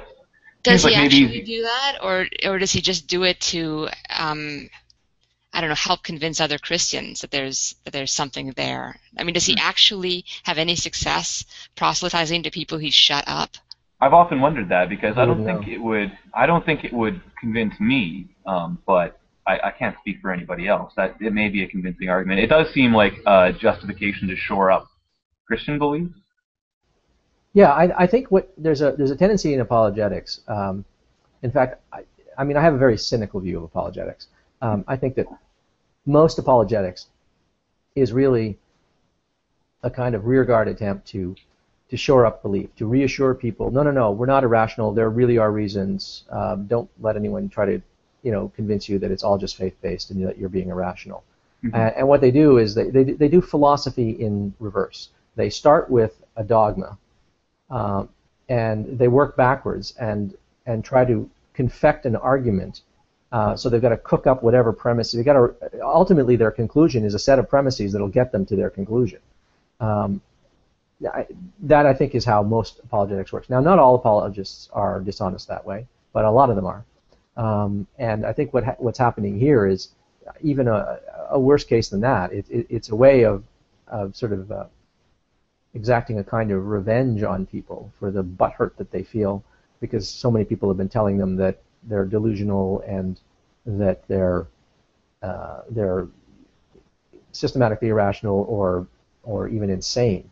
And with respect to delusional, that's not a reference to Richard Dawkins' book, because he specifically says, no, I'm not saying people are crazy or particularly irrational, just the irrational in this respect and the compartmentalized. There's a difference between being delusional and merely being deluded. We've all been deluded by things, but it's another thing to be delusional, which implies a kind of insanity.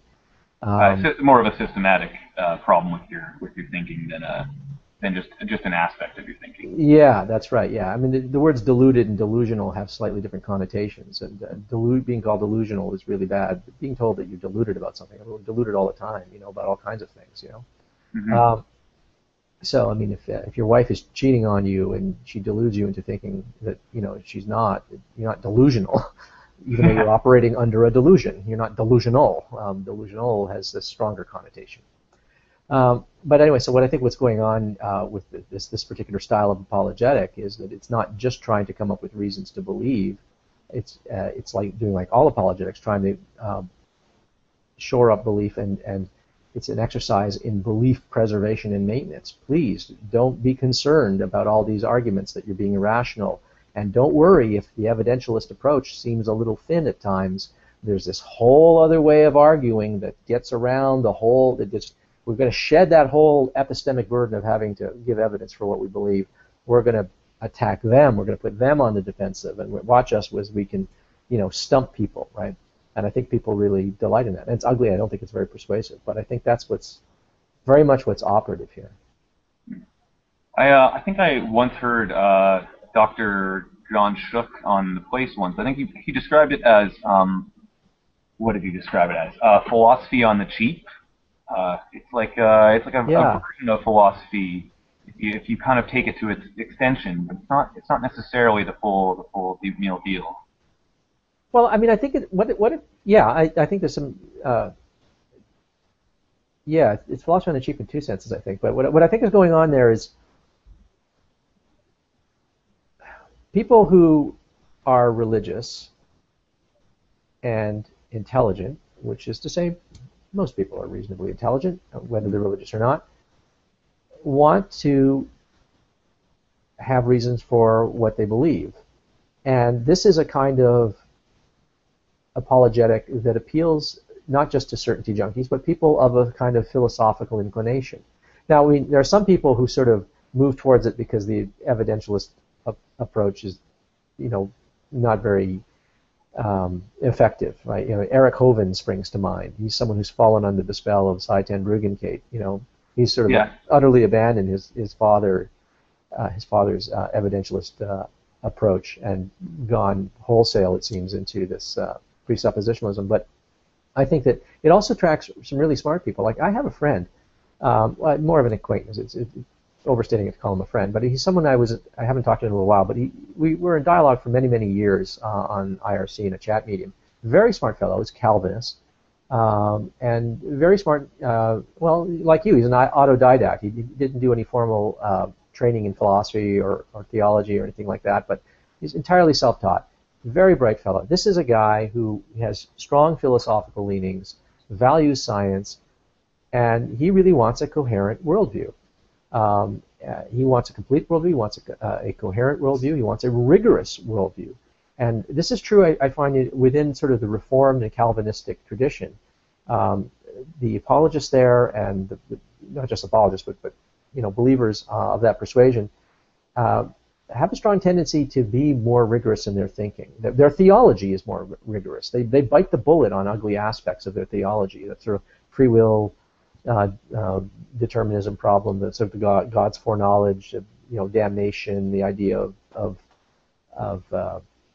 that you really have no say in whether you're saved or not. That it's all up to God, and He knew before you were born whether you were going to be saved or damned. And these are unpalatable things in most Christian circles. They bite the bullet on that, and I think it's because they just want to say, look, this is what the precepts of the religion are. This is what the book says. We have to square this circle, and if sometimes the theology comes out unpalatable sounding, well, too bad. I'm going with Scripture. And I have to admire that. I think that's actually quite admirable. That they're not shying away from the less savory aspects of their, or less palatable aspects of their theology. And I think that those same people tend to want to go for a kind of rigid, robust philosophy. So they're trying to sort of get their philosophy, get a philosophy that goes with their theology, and that explains as much of the world as possible. So I mean, it's not just rationalization. It's rationalization in the good sense. They're trying to make sense of the world, but I think it leads to a lot of easy answers, and for a lot of people, an easy answer is better than no answer. For some people, not having an answer to an important question is just simply unacceptable. Yeah. I've definitely encountered that. Seems like they can't accept "I don't know" as the answer, even when you've got a lot of justification for giving that as the answer. Yeah. Well, I mean, "I don't know" is never the answer. Right. There's an answer, and the answer might be unknowable too. That's another possibility. That's sort of a certain version of agnosticism is you can't know whether God exists, and there's any number of subjects, where we might never be in a position to know with much confidence, or know at all to any degree. Sorry, did you have a question, Ilana?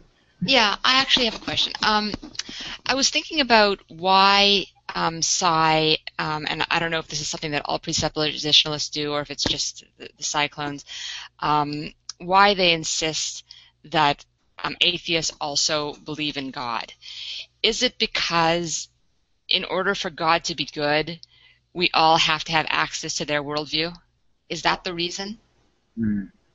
I think it's because they don't. It's because in the end they don't claim that we can't know anything, and so our knowledge kind of precludes God, right? So they have to kind of insist that the knowledge of God is all-encompassing. It's everywhere, or it kind of would be meaningless, wouldn't it? Well, there are two things. There's the sort of the motivated reasoning that Ilana was alluding to, which is, look, it would seem to make God rather unjust if He were to condemn some people to hell when there was no good reason to believe in Him, and so you couldn't, But in the case of certain theologies, even that's not a problem because we're all deserving of damnation, and so if everybody went to hell, no matter what they knew and how well they worshipped, that's what we deserve. It's a just punishment, according to some theologies. Now, some Christian theologies say no, that's not right. But no, in the case of someone like the cyclones, who tend to be a sort of a Reformed Calvinistic persuasion, I think what's operative there is the Scriptures flatly tell us that we believe in God, that we are without excuse. Paul actually says that in one of his epistles. I can't remember offhand which one it is, but he flatly says that there's evidence, sufficient evidence to believe in God, and that leaves us without excuse. So, we're without excuse. Like their theology is no, according to the Scriptures, we all know that there's a God. We have no reason to to deny God, except it's a pretense. We're too wedded to our sins. We're there's a we have this sort of sinful nature, and it corrupts your ability to think, and it impairs your ability to reason, and to reason correctly, and consequently, you deserve hell. Does that answer it? I mean, it's like just straight out of Scripture, straight out of their theology. Is how it works. Yeah, that answers it. Although I think that saying that there is sufficient evidence and we are without excuse doesn't necessarily mean that you believe. No, it doesn't. But I mean, I think there are other passages. I mean, I can't think offhand. I'd have to look back. But they do affirm that we in fact do believe. I mean, they've got these other, they have other passages that they quote, like the fool has said in his heart that there is no God, and things like that clearly intimate that everybody believes that there's a God. Okay, well, I'm not that familiar with Scripture, so I'll believe you if you say it's there. Yeah, no, it's there. But now, when I say it's there, it's there, and you can make a case for it. I mean, it's there like the Trinity is there. Well, maybe more strongly than the Trinity, but you